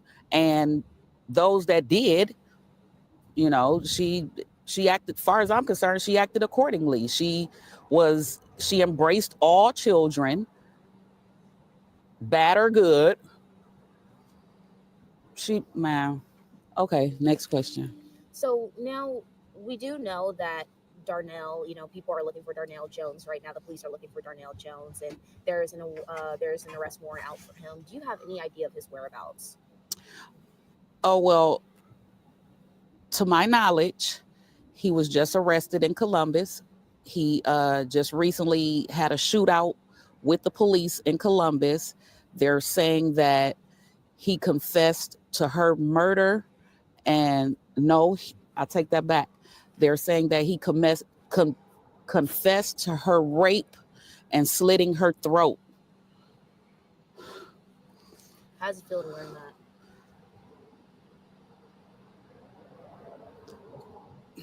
I can't even say. You know, as the police report mentions, Kimani was last seen with Darnell. You know, do you have any regrets of letting Kimani go with, as you're her guardian, do you have any regrets of letting Kimani go with Darnell? I do, only because, like I said, I feel deceived. I feel like this was pre-planned. I feel like you meant to do this. I feel like you was grooming her. When you say grooming her, is there things that you saw before this leading up? No, I never saw anything out the ordinary. But when molesters decide to choose prey, they groom you first. So they give you gifts. They try and make you comfortable with them. They try and say little things to you that you and they can keep secret. And then eventually they pounce. And that's how I feel that oh God, how all of this is played out, I feel that's what happened. She was a virgin. She didn't like boys. There's also comments, and we're just trying to address those and get those addressed. There's comments online and speculation again that, Kimani, her home situation, she was abused. What do you have to say to that? Okay, abuse in whose eyes? Because she was not abused. Yes, she was chastised whenever she was wrong or did things wrong. Other than that, she was not abused. She was not just whooped for no reason or just because I felt like it. I've went through this twice because the school system had contacted CSB on her behalf when she went to Bennett Academy. And they came in, they did a case study and closed it. They've stated there's a way to chastise children without physically harming them. And you need to whoop them on their behind, nowhere else. So, okay, with that in mind, I knew that. So she didn't have like bruises all over. How long ago was that when they came into your home? I would say the latest, it was approximately 7 months ago.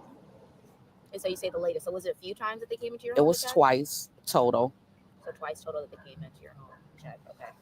And it was all for chastity, like you mentioned, what you just said earlier. Yes. Explaining. Okay. Yes. Okay. Now, in terms of, this whole situation, so you were not arrested, correct? And that's Correct. what, a lot of people seem to think as they saw you going out in custody, what you asked for, correct? Yes. Right. Okay, so my first question for you, can you tell me your relation to Dorothy? I'm Dorothy's second oldest daughter. I'm Kimani's aunt. My name is Sanika. I live in Indianapolis. All this that is going on is devastating. You wouldn't think that, you see it happen around the world, but when it hits close to your heart, you really just be thinking like, did I do something wrong? Did I fail her? She didn't have the life to live that we have got to grow and live. She was only 13. So to know that somebody that I trusted, which was her father, to come through and deceive us just to get to Kimani in some sexual way or a harmful way, that hurts me to the fullest. And the point I feel like I failed her. Me as being her aunt, a person that she could run to and tell anything and everything to. That was my girl. That was my baby. And to hear all of this, to know all of this, and to be going through all this and hearing it for as long as that it went on, it's very devastating. I see so many people that are supposed to be my family that's going against my mom and me for that instance, and saying like, oh, she failed her, she had something to do with it, she had this and that. It doesn't matter at this point. For right now, and until we get justice for Kimani, it's all about Kimani. What I would like to say is there's a lot of people on the internet starting GoFundMes, and that's not what we need right now, because it's not what Kimani needs. The funeral home has objected to say that they're going to come and pay for everything. So there's no need for any GoFundMe pages, any of that. Everything is being taken care of that needs to be taken care of by her family, her immediate family. Does it upset you that there are GoFundMes? Some of them, I think, in cases, it might be scams too as well that are going on. What upsets me is that people are starting these GoFundMe pages and putting Kimani's name underneath it, and know that it's going to get viewed and people have sympathy and feel some type of way about that. And some of them can be scams, but I know some of them have come from family members. When just let the immediate family handle that. Like, what y'all gonna do with the money if y'all not turning into the funeral home? There's no need. Let us handle it. Y'all just sit back and give us the emotional support that we need. That's what we need right now. As a family, as a community, we should all come together and just give each other the emotional support that we honestly need. And that's just what I asked for everybody to, calm down, breathe. I know this is a hard time because it's not just a hard time for y'all. This is a rough time for me. I just need y'all to come together and understand that we need each other as a community, as a family, and emotional support is what we need the most in this situation. Yesterday the crowd was. Yesterday, you were here. I'm assuming the crowd was very upset. Lots of emotions going through too. Especially at this time with such a sensitive situation. We've heard multiple comments out in the crowd, attacking or pointing fingers at your mom. So, what has it been like trying to be her support system and helping her out? In a way, you have to be mature enough to decide, am I going to follow along with the crowd or am I going to, stick around with the loner? I'm to the point where I'm not following nobody. I'm going with what's right. If it was your mother, if it was your niece, would you console your mother? Would you console the person that was closest to her who lived with her? I'm not out to have a torch in the pitchforks and all out to go against anybody except the person who did this, which I believe was her father, Darnell. I don't have any other anger pushed towards anybody else. I'm angry that this happened, but I'm angry at the person who did this. Do you know if have you been in contact with Tiara, the mother? Yeah, I've been in contact with my sister. It's been briefly. It's been over through text. Like I said, I live in Indianapolis. I seen her yesterday, but that was very brief. It wasn't even more than 5 minutes. It was more or less that she wanted to show me my other niece, Kazaria, which is Kimani's youngest sister. But it wasn't like it was oh, sis, what are we going to do? Any of that. And I don't wish this on nobody. I really don't. I could, your mind go different places when it's a baby. That was a baby. Like I said, I have a very close relationship with Kimani. She was a tomboy. She wasn't out looking for, trying to be fast or, mischievous or any of that. So for her mother to come down and have all this to say and all that, Tiara, where was you for the past 4 years? We haven't seen you since Kimani TikTok party. You haven't called her. You haven't sent her anything. You haven't said, oh, baby, I'm going to come get you for a weekend. We haven't seen you until this happened. Why we got to see you when it's a tragic moment? So, Tiara, where do you stand? And Tiara lives in Cleveland, correct? Yes. And so the past 4 years, you're saying there was very little communication. Very, very minimum. It wasn't even, she'll call my mom. She'll go through me and say, have you talked to mommy? And I'm like, no, about what? And she'll say, oh, well, she got custody of Kimani and she trying to get child support from me. So it wasn't that Tiara was concerned about Kimani. It was more of why she want child support from me. What is the relationship between your mother and your sister, Tiara? It's very distant. They had their words. They fought.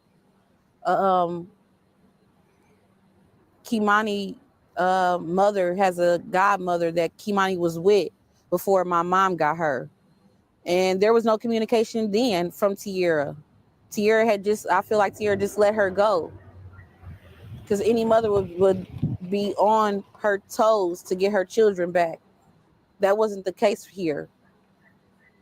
It just wasn't. When was Kimani taken away from Tiara? I'll say about 7-8 months. And then Tiara godmother stepped in and got custody of Kimani, which would have been around 9 months. And Kimani had been with that lady from 9 months all the way up until about, I say 5.5 years ago. So it wasn't like Tiara was actually in the picture, you know, saying, hey, maybe I can start getting myself together to get my child back so nobody else can get hurt. You ever worried for Kimani's safety with any of the family members or anyone? I wouldn't say I was worried because I was here. I was here every winter break, spring break, holidays, birthdays. I was here for Kimani. Yes, you come and, you know, you enjoy time with your family, but I was here for my niece. I also brought my youngest sister and her 2 kids from Indianapolis to be here for Kimani because we've been in the system before. So I know how it feels to feel like, dang, I'm at somebody's house or not feeling not wanted. I know those feelings. So I tried to give Kimani that at all times because she wanted and loved by her aunts. And this is just devastating. It's a ghetto story right here, man. God, dog. She telling all the business. Damn. This the hood. Yikes. This is how these little girls grow up that you see on these fucking stories, man. This be their background. Yep. Their mother be ain't like just that's their mother, that's their father, or this is what they come up in, man. Yikes, man. Yep. It's the hood. There's Negroes in Cleveland. Satan, that I have to go through this for the rest of my life and knowing I'll never have the embrace of my niece, the hey TT, what you doing? When you coming down here, you know, I'll never get to hear that from my baby again. And that's what kills me the most. I just wish that when I was down here last that I had just taken her to Indianapolis with me. So this would have never happened. A lot of things, you know, woulda, coulda, shoulda, but at the end of the day, I just really wish that whatever happened and whoever did this, y'all didn't have to do that to her. There's plenty of people out here with, you know, grown people that put themselves out there to be, you know, the sex workers or whatever it may be. You didn't have to do this to a child. Damn. There was nothing that Kimani would have done to make you hurt her. So you should have went and did this to a sex worker, not the child. She was a very timid kid, you know, tomboyish, you know, reserved. She wasn't, you know, loud and you know, out there. So it's just devastating that that me and my family have to go through this. Is there anything else that you would like to add at this time of the interview? Yo, she's showing tears. Yeah. You rarely see that. I just want people to understand that it's one of the good ones. Family is family. And at the end of the day, don't be so eager to go against your family. Talk to your family and talk to the children. These children may be scared to talk to the parents about things that's going on or what may be going on because they feel like they may get in trouble. But make it known that to your kids that you can talk to me. Make it very open. You can talk to me about any and everything because that's what these kids need to hear nowadays. Instead of going on social media and talking to somebody over social media about it, like he did this or she may done that. Talk to your family because they can handle. They're the adults. They're supposed to handle it. So yeah, and it's forever Kimani.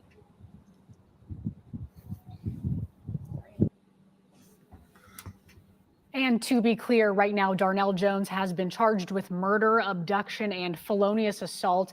There have been no criminal charges filed regarding any sexual crimes at this point. We also just got information about Kimani's cause of death. The Lucas County coroner says she died from multiple incised wounds of the neck.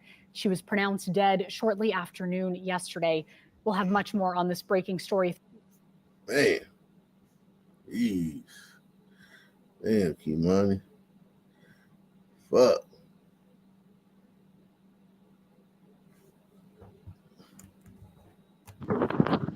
But some people don't do that stuff, man. Jeez. Fuck. That was enlightening though, man. Like these the way these people live, man. You kind of forget about all Alaska's news. the depth of it. You know what I mean? Yeah. Like now it's a normal. You know. I thought that stuff was over in the 2000s, but it's still going on.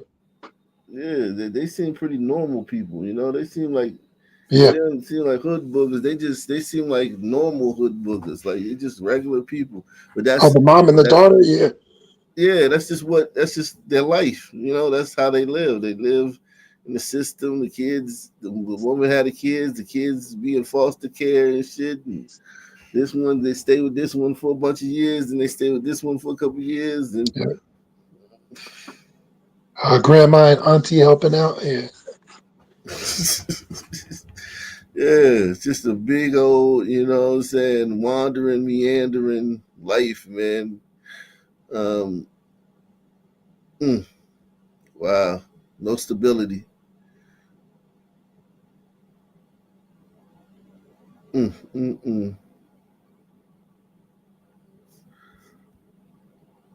follow the effects of President Trump's executive order to shutter more federal agencies. Last week, the president signed an executive order forcing the Minority Business Development Agency and the Institute for Museum and Library Services to cut staffing to a minimum. Now, the Alaska Black Caucus and the Alaska Library Association are sounding the alarm, saying that cutting federal funding to underprivileged groups will disproportionately harm everyone who lives and works in Alaska. It's going to set people back, especially lack of education, lack of funding, lack of opportunities. It's going to take 3, maybe 4 administrations to turn this around and get it back and get it flowing the way it needs to go. Many of these services will just be eliminated completely if we lose funding from IMLS. And these include a lot of really beloved programs like the Battle of the Books. One that I think people all over the state are going to feel very deeply is the statewide library electronic doorway, SLED, is going to be eliminated completely in December. On Thursday, Alaska Senator Dan Sullivan addressed the Alaska legislature, acknowledging the cuts, saying there is historical precedent for projects like this to see a great level of success. And there has been a successful historical precedent. President Clinton launched the National Partnership for Reinventing Government during his first year in office. Its goal was to dramatically shrink government and make it more efficient, which he did during his presidency. That initiative saved over $108 billion, and it eliminated over 426,000 federal jobs. For more information relating to the federal cuts and how they could Crazy. impact Not business one and son was in there. Not one son was in that. Yeah, the federal government seems like it's our biggest employer. Like shit. These motherfuckers get out here working, getting money and shit. I got a job, but it's a federal job. It's like I think actually living off our tax dollars. I think the federal government is the second largest employer, second only to Walmart. Fun fact. Wow. Wow, really? Wow. I can see that. I thought it was more, but yeah, damn, there's a lot of Walmarts though. Yeah, there's a shit ton of Walmarts everywhere. The headquarters in Memphis. One of the what is it? IRS and stuff. You know that.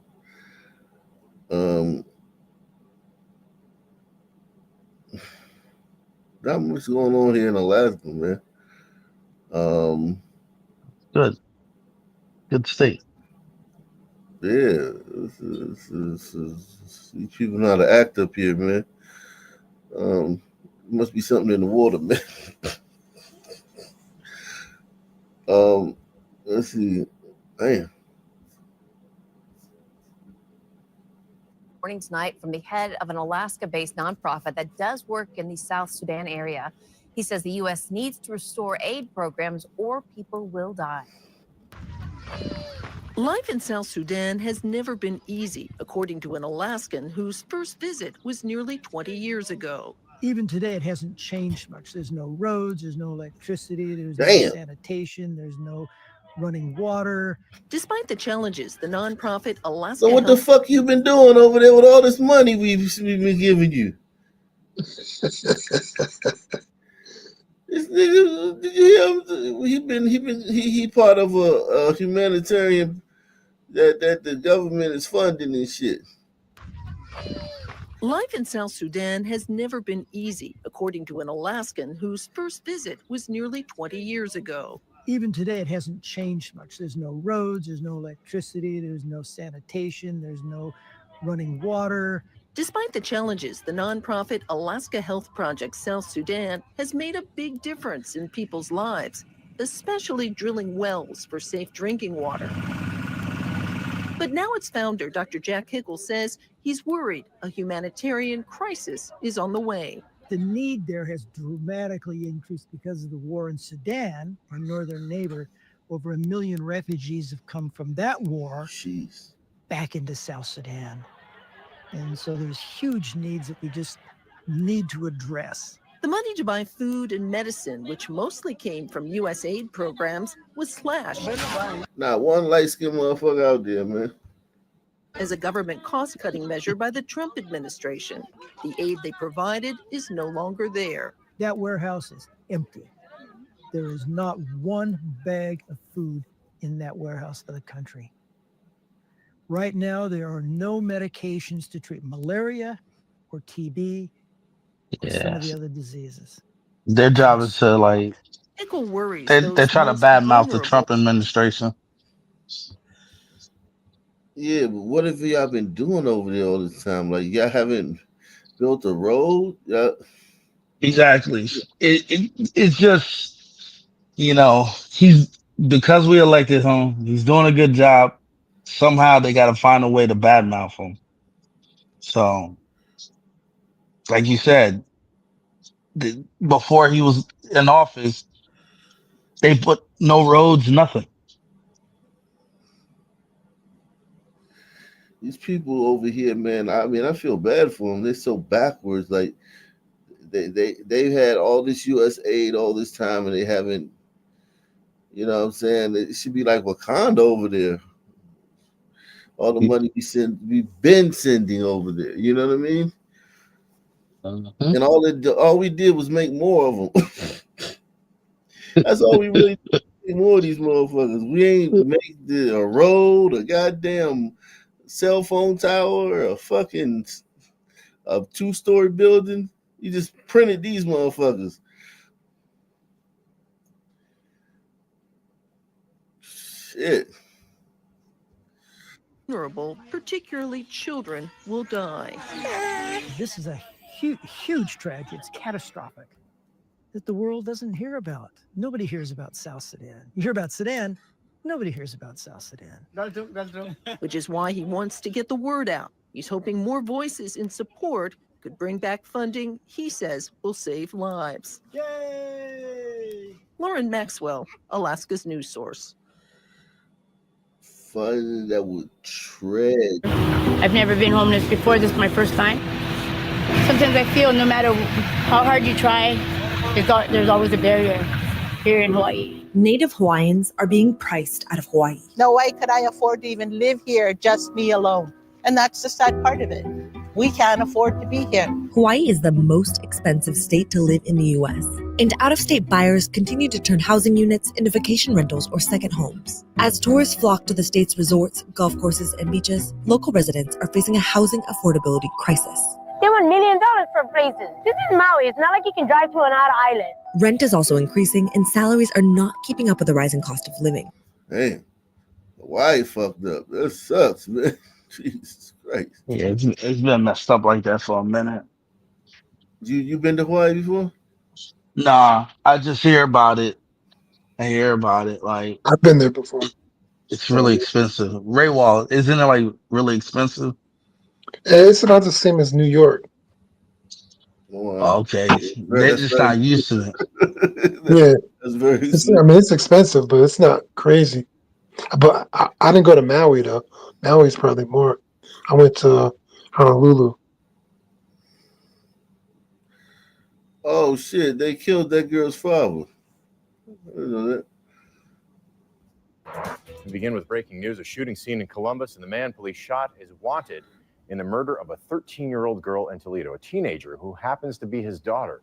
Police are now confirming this afternoon an officer shot and wounded Darnell Jones today. Jones is now facing charges in Columbus.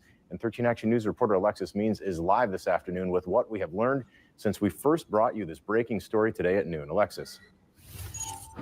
Tony, he is facing charges in Columbus as well as here in Toledo. He's facing a murder charge here in Toledo. I want to show you the scene here where they found the body yesterday. As you can see, there are a number of balloons and candles and teddy bears in honor of this little girl who lost her life over a senseless crime or whatever happened to her, according to police. Now, police put out an alert for officers around the state to be on the lookout for Darnell Jones. Columbus police were looking for him yesterday. Police say Darnell Jones may have been walking around a neighborhood in Columbus all night. The SWAT team found him. There was a confrontation. Police say Jones had a gun and pulled it. Police shot him.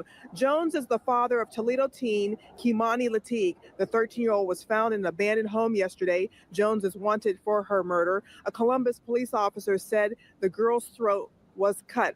A warning, the details might be disturbing to hear. This is what SWAT does. SWAT goes out there. Some of them have uniforms. Some are in plain clothes and plain cars. And it's my understanding that they had a location on this suspect vehicle, and they did what they do. They circulated the area. They saturated the area of the short north, and one of the SWAT officers did find them. There was a confrontation. The individual had a gun. You pull a gun on his officers. We've said many times, this is the outcome you could expect. The officers shot him. It's my understanding he is in a local hospital right now.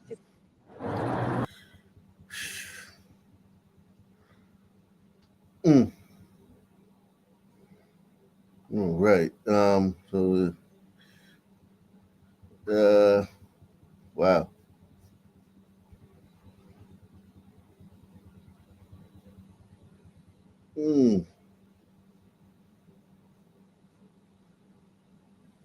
Prince George's County Police say they solved a recent string of ATM robberies where the suspects used the jaws of life to break into the machines. Thanks for joining us for News 4 at 5. I'm Sean Yancey. I'm Erica Gonzalez. Police say 3 D.C. men began targeting ATMs inside 7-Elevens in the county in late January. Now take a look. You can see the suspect in these surveillance pictures.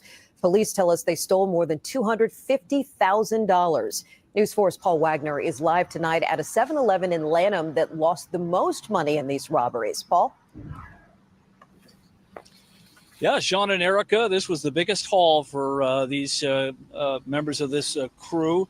According to a court affidavit filed in the case, they got away with $61,500. Look at all these just from this 7-Eleven. Cement barriers in front of the store to prevent people from ramming it with the cars. How did they get in there? It's crazy.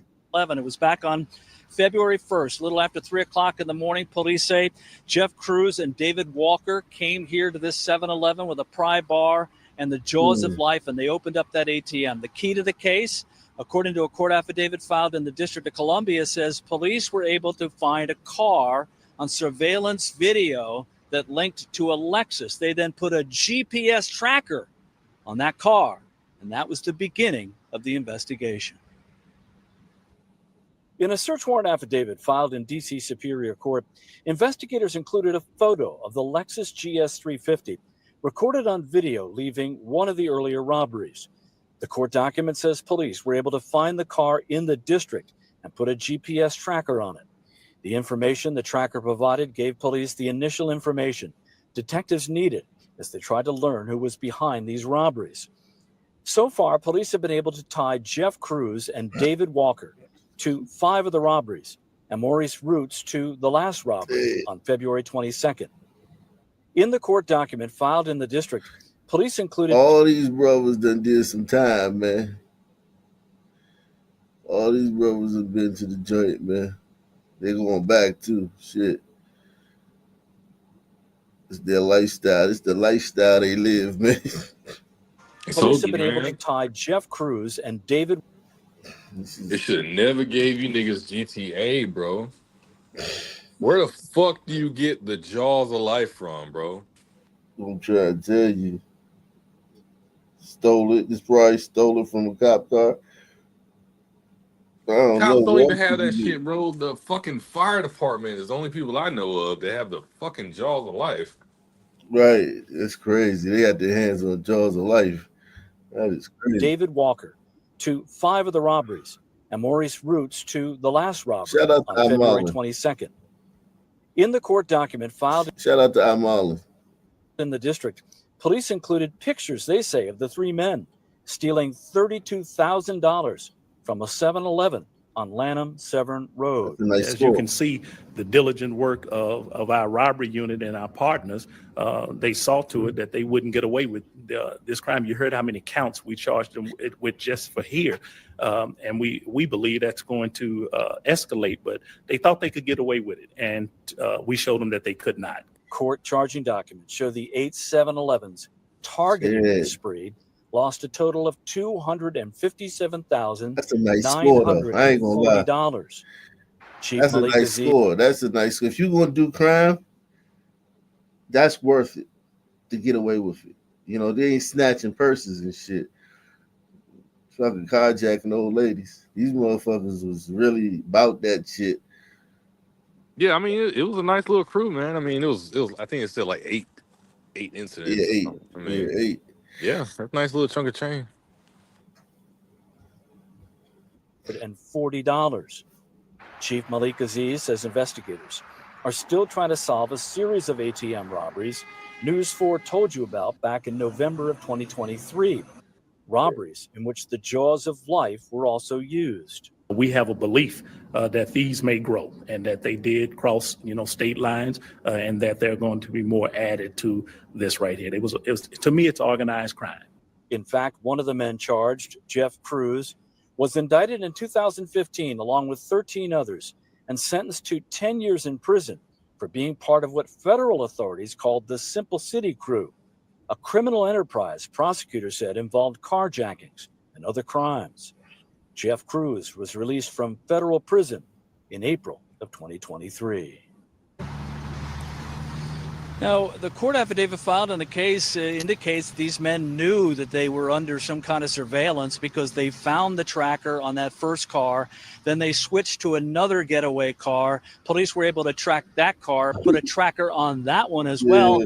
And then those men also got suspicious and removed that tracker as well. But still, they kept them under surveillance until they felt that they could wrap the entire case up and charge these 3 men with these. They found the trackers, but they didn't think about stopping.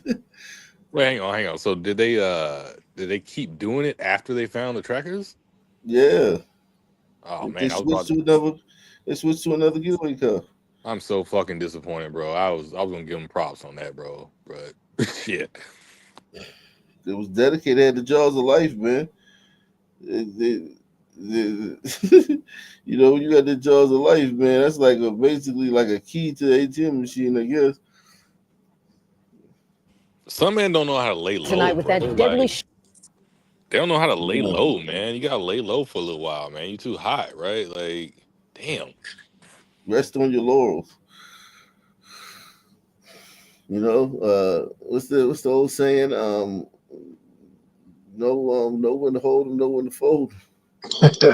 Yeah, man. I mean, like the second they found that first tracker, the first one, bro, there should have been some sort of protocol. And I'm really, I'm honestly a little impressed by these guys, man. This is the first story we've done where I was like, okay, that's all right. They're about that business, and then it just falls a fucking part, bro. I don't. Yeah, they criminals at the end of the day. They thugs and hoodlums and shit. Tonight with that deadly shooting that claimed the life of a young man. Thanks for joining us tonight for News 4 at 11. I'm Sean Yancey. I'm Jim Adley. Investigators want to know what led to the death of a Prince George's County Schools employee. Donnell Stevenson was gunned down over the weekend.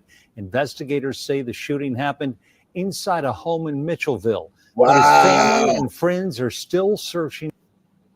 Wow. What is that? That's got to be. This is Central Avenue. This is Lotsford. There's a lot to it. This is, I want to say, would this be? Oh wow, yeah. This kind of like the Largo side, yeah. Searching for answers tonight. They say Donnell spent the day with them at his brother's basketball game, and the last time they saw him was when he went out after dinner. Tonight, his family. Yeah, he looked like he looked like a DC dude. Like he'd probably be around some, unsavory characters. Just not even like being a bad guy. Just like you're 19, man. When you're 19, Prince George's County, DC area, your friends gonna be unsavory, man, or they're gonna be 1 degree from unsavoriness. His family is asking for help to bring his killer to justice. News 4's Walter Morris has the story.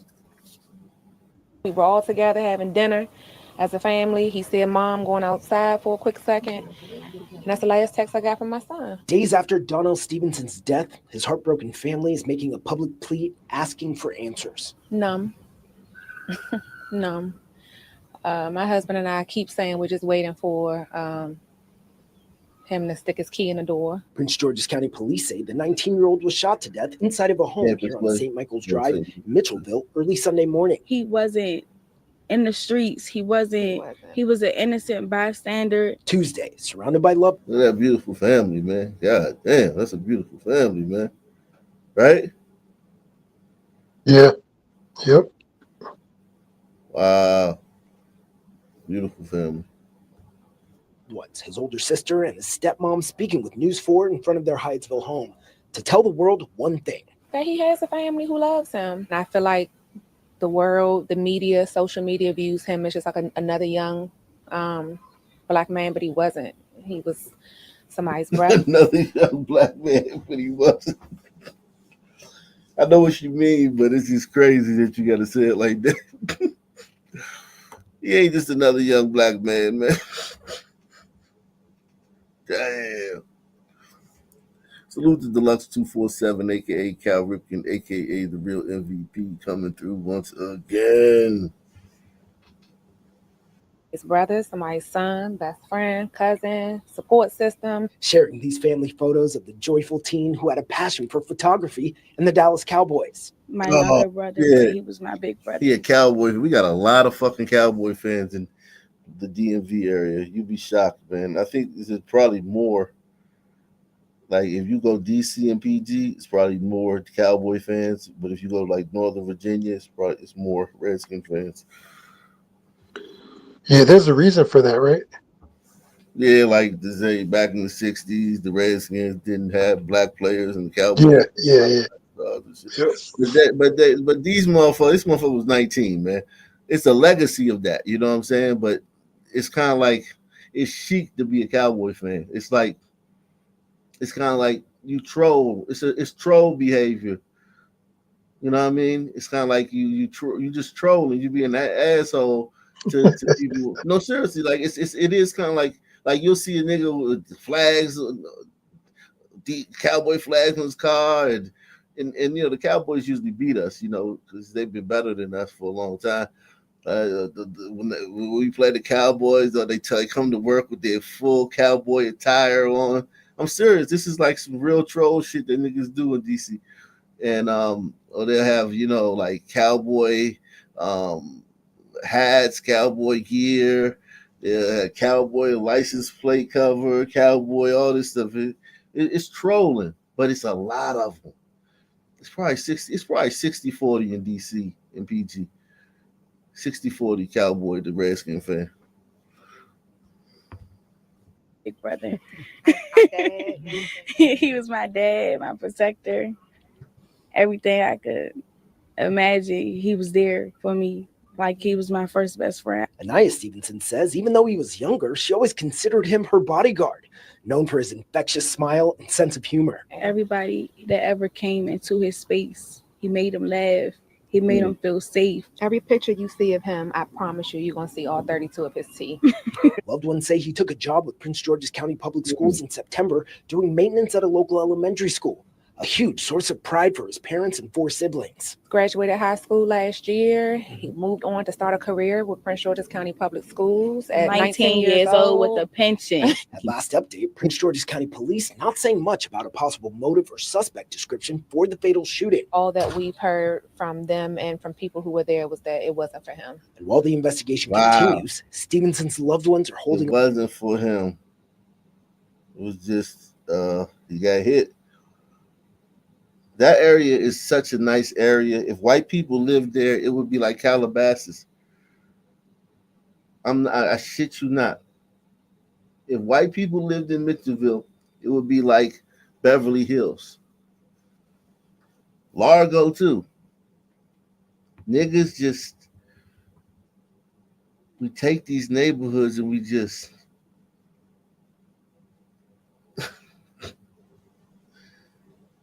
I don't know, we just be ourselves, and we don't really do nothing. We just be ourselves. I can't even say do, you know what I'm saying? We just be ourselves. These are all people that moved from DC too in the 90s to get away from the crime, or the 2000s to get away from the crime. So these are basically like DC people, but just their kids were born and raised in the suburbs.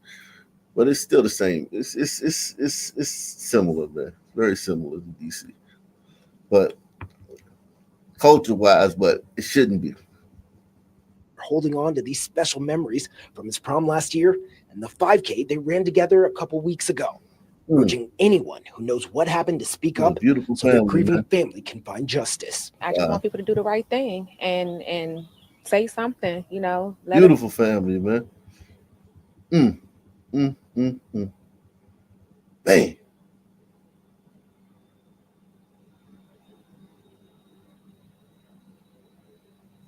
Beautiful family, man.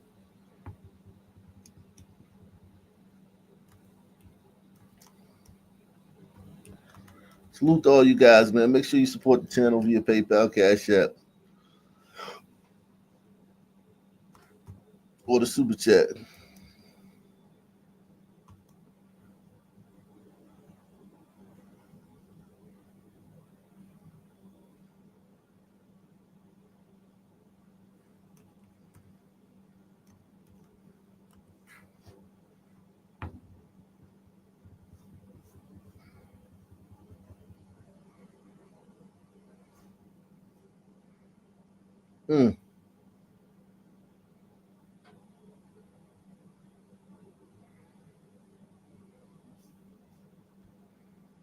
In the hood to the best man. Actor Morris Chestnut is a career leading man, and now he wants to be the man to help you build wealth. I think our history in numerous ways is under siege right now in our country. And so, and I think it's important, like I said, for me, one of the main things, now you have so many people on social media talking about, hey, you can make $1 million in 5 minutes if you just do this, right? And I think it's very important that we have to educate people first. As part of that education, Chestnut is teaming up with entrepreneur and author Cedric Nash for the Black Wealth Summit. The theme, creating a culture of accountability, touching on how banks, community, and celebrities are promoting Black wealth. As I've learned and got to know Morris Chestnut more, you learn more that he's one of those actors that's very successful as an actor, but he's also been an avid investor. A lot of people don't understand that. So we sit and we have hours and hours of conversation about investing in real estate, about investing in commercial real estate, about investing in the stock market. He's really a sponge. The Black Wealth Summit features the best and brightest investors from companies like Charles Schwab, Chase, Morgan Stanley, New York Life, and others that will teach how to build wealth through real estate, stocks and bonds, and more. And it's really just an educational platform where we have loads of sessions, about 60 sessions designed to educate and inspire Black wealth development. The summit ties directly into Morris Chestnut's 6-part docuseries on the OWN network called Rebuilding Black Wall Street. The series tells the story of the 1921 Tulsa massacre, where an angry white mob destroyed the flourishing Greenwood district, leaving an estimated 300... They still talk about that shit, man. Come on, man. Come on, man. Come on, man. Come on, man. Come on, man. USA 9 Sports with Darren Haynes, sponsored by Yeah, but that's a very wealthy black community, man. It shouldn't be murders there. The amount of murders. Shout out to S Freak. He said there's a huge meth problem in Hawaii. Yeah, I bet. Shout out to Amala, man.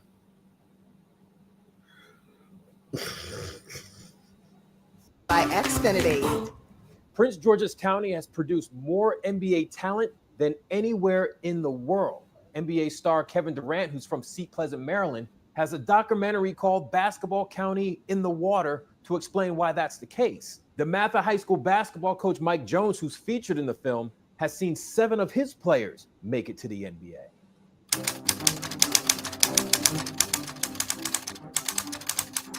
He must have been coached there for like a year because the Mather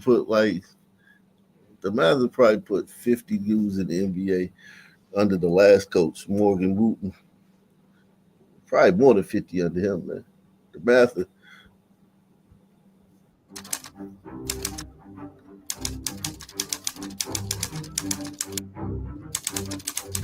Jeff Green, Kevin Durant, Mike Beasley, Markelle Fultz, Victor Oladipo. You go way back, Adrian Braggs, Will Williams, and Len Bias. We've always had guys in the league.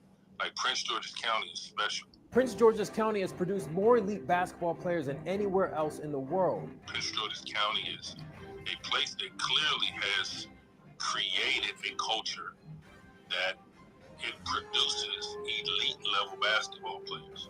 And most of them started playing on street courts where the competition was like no other. You show up to that court on a Saturday morning Yep. at 9:30, 10 o'clock to play pickup. You're only Kingsford. That used to have some good run up Kingsford, man. Legendary runs up. goal was I don't want to have to sit. So I'm going to play as hard as I can so that my team can keep playing. Then some of that talent poured into the rec centers. You'd have adults in there that would see all this talent playing on their court, and then you decide to start coaching them a little bit. And then those kids start coaching, and then other kids start coming, and it really just blossomed. Those kids would blossom into some of the best basketball players in the world. To watch Taiwan Lawson, who I tried to recruit to come to the Mather, to watch Chris Wright, to watch Jeff Green, who we played against when he was in high school. Shoot. I remember going to see Mike Beasley in middle school at Kennering Middle School, and he was on the team with a couple other guys, one of them being Austin Freeman, was really good. Mike Beasley didn't get in the game, but he went on to be the number 2 pick in the draft. From all these players from Prince George's County, which one is the one that impresses you the most? Katie. Kevin Durant. Please welcome the 2013-14 Kia NBA Most Valuable Player, Kevin Durant. I haven't seen him when he was, 13 or 14 years old, and seeing what he grew into. Like, this is just what we live. Like, this is just what we live. We didn't know that this culture was being created. We were just trying to be the best we could be. Now, on top of all that NBA talent, Prince George's County has produced more than a dozen WNBA players, like Rebecca Brunson, who's a 5-time WNBA champion and considered to be a future Hall of Famer. I'm Darren Haynes, USA 9 Sports. Yeah, man.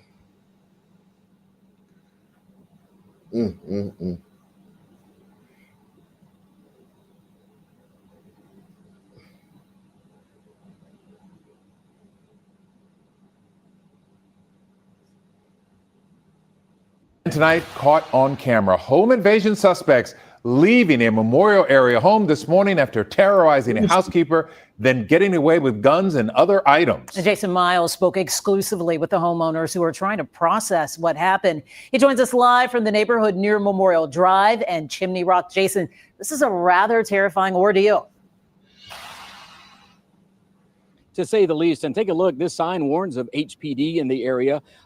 Private security patrols this neighborhood as well. Memorial Villages PD patrols the adjacent area, but this still happened this morning in broad daylight. On a beautiful morning along a street where work crews and others were out and about. Oh my God. Robbery suspects seen in this video targeted a home looking for loot, including a bunch of guns, which they ended up stealing. What do you think of this happening?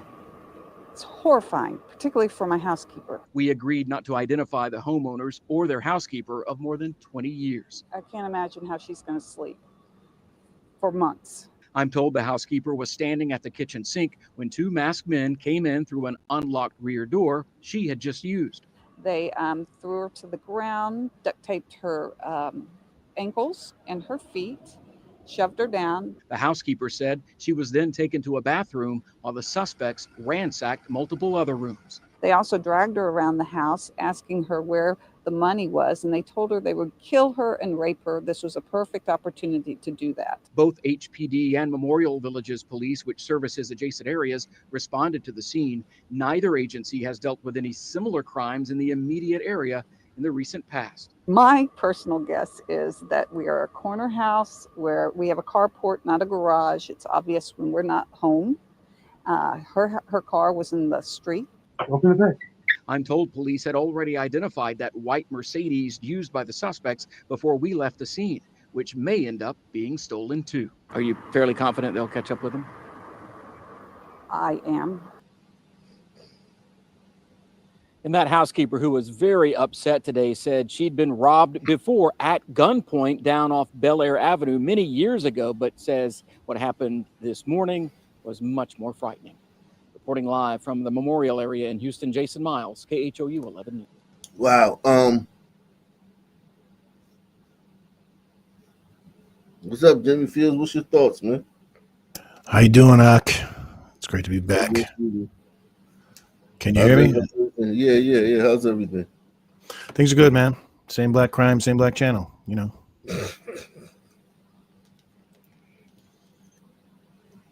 Yeah,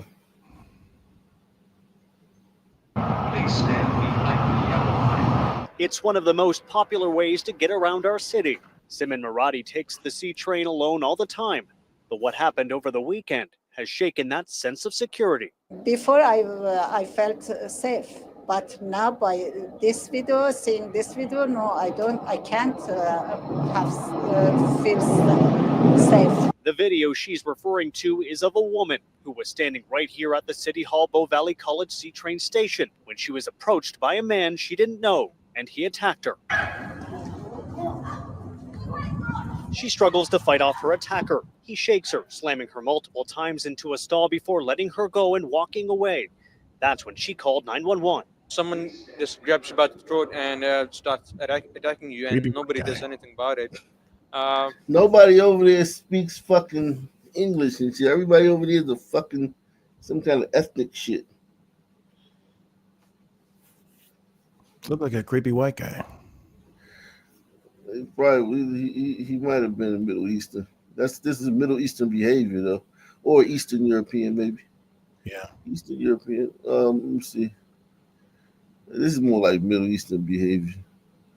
Oh no, he might be Eastern European, man. Some Albanian or something. Yeah, some shit like that, man. Back where they know how to control their ladies. She struggles to fight off her attacker. He shakes her, slamming her multiple times into a stall before letting her go and walking away. That's when she called 911. Someone just grabs you by the throat and starts attacking you, and nobody does anything about it. I think it's more about like the people are also scared by the weapons that the other person might carry. Police say it happened before 2 Sunday afternoon, and the attacker wanted her cell phone. Police say some who witnessed it were able to help officers locate the suspect in East Village. They arrested a 31-year-old man who now faces attempted robbery charges. I think it's crazy that that's the world that we live in. I always have to look over my shoulder just to make sure that I'm safe, but I've never experienced anything like that. Yeah. Got to make sure his cousin isn't behind him. Right, exactly.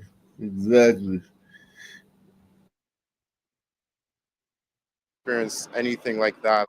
The assault also renewing calls for change. Have some kind of the platform, you can scan the ticket, then you can enter the platform, or maybe, especially in the downtown, get a few police officers to stay here, at least in the busy rush hours. Calgary Transit implemented a public transit safety strategy last year. It's since recruited 40% more transit peace officers to improve response times and conduct more proactive patrols to reduce incidents of social disorder. Greg Momney, Global News. And to make matters worse, that man that attacked her went home and said some bad things about trans people online. Yeah. Yeah. Man.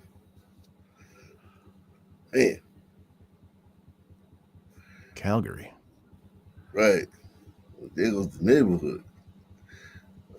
Maybe we don't want him as our 51st state. You know, if that kind of stuff's going on up there. Right.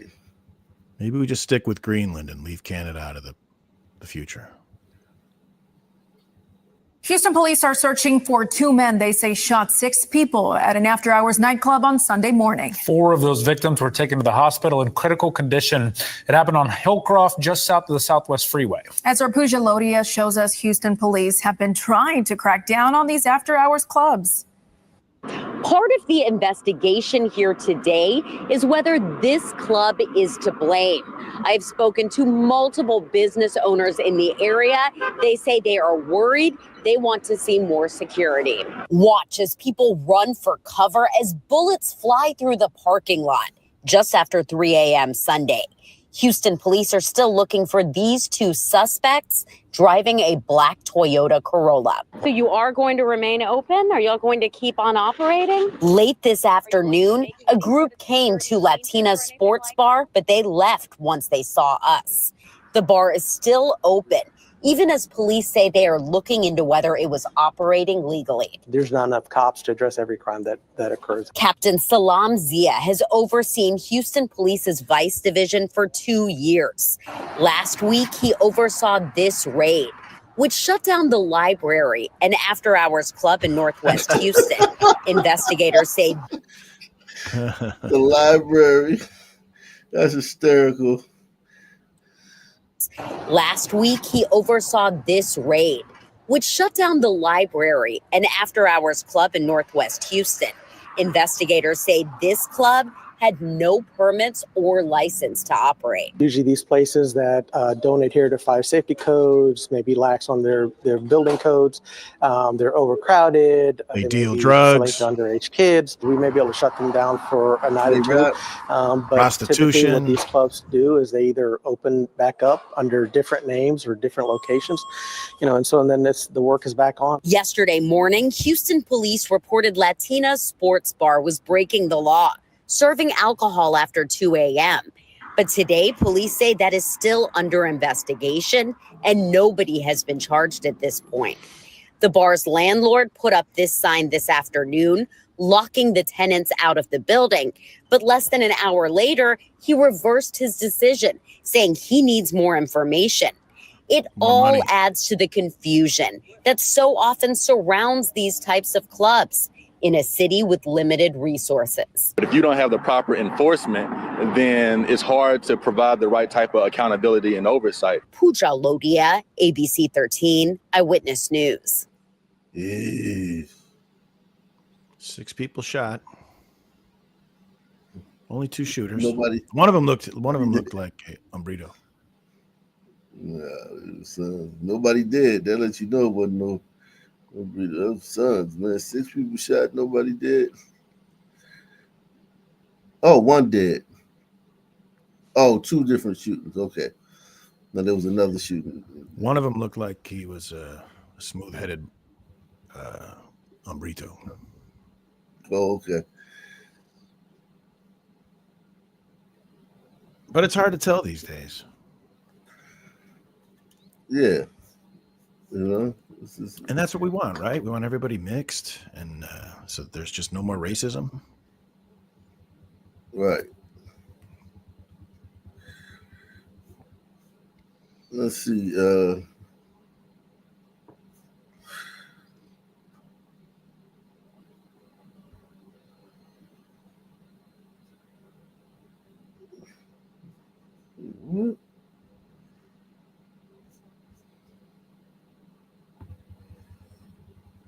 In the neighborhood, trying. From KPIX, this is the Late News with Sarah Donchie on CBS News Bay Area. I am I'm Sarah Donchi. San Francisco's new mayor has all but assured to turn things around in the city to make things look better, yes, but he says he wants the city to feel safer too. And business owners in the Castro say that cannot come soon enough. Some would say it's been a rough couple of years there. This is video we shot back in December 2022 from La Murray Bakery on Sanchez. At the time, this was their sixth break-in, their sixth. Burglars made off with iPads, gifts for the staff, and their industrial safe was ripped out of the basement. And back in August, Guy Chicken and Rice had their fourth break-in. A man was spotted on surveillance breaking into the restaurant at 16th and Sanchez. He wasn't able to get away with anything. The old owner told us they were considering putting up scissor gates to stop that from happening yet again. When these things kind of happen to us, it takes the passion out of like, how do we be innovative? Like, what's next on the menu? It's more like, oh, how to file an insurance claim. Yeah, imagine dealing with that over and over and over again, like so many people. Tonight, Castro business owners gathered at a salon in the neighborhood trying to get the attention of anyone in a position of power who can help them. Our Kelsey Thord has their message.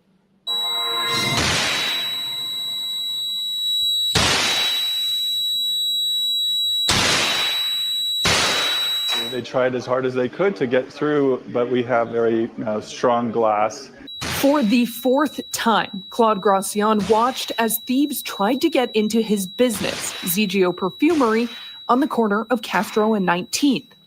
In the most recent attempt, just a week ago, they didn't actually succeed.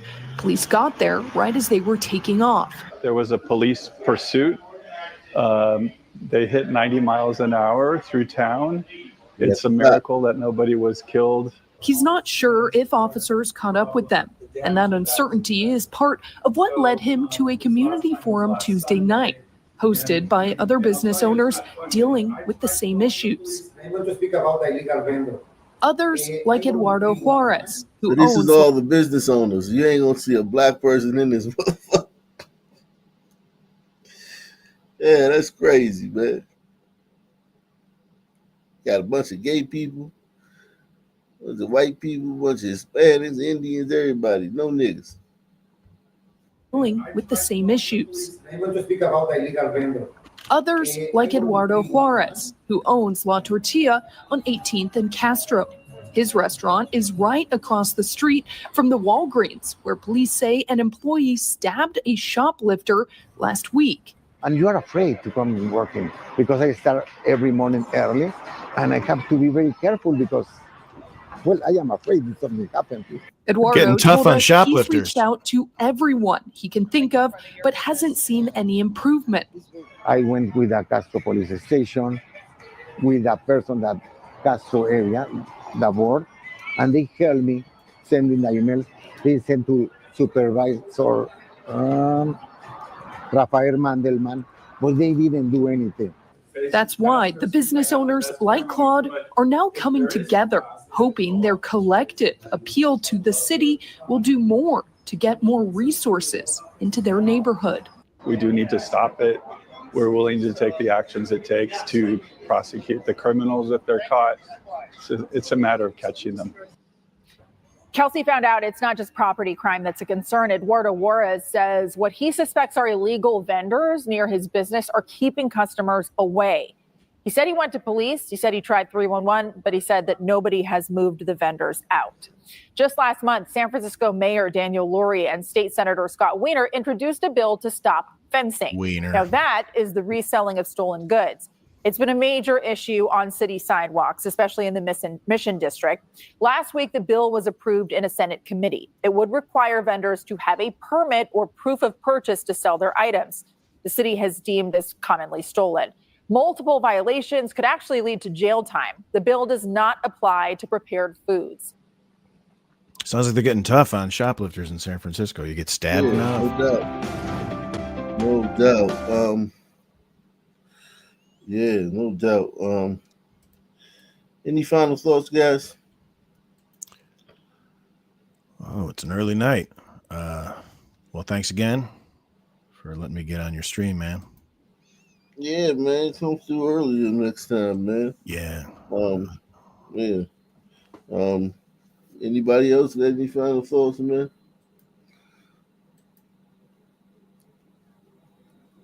All right. No Same takers. black time. Same black channel. Subscribe.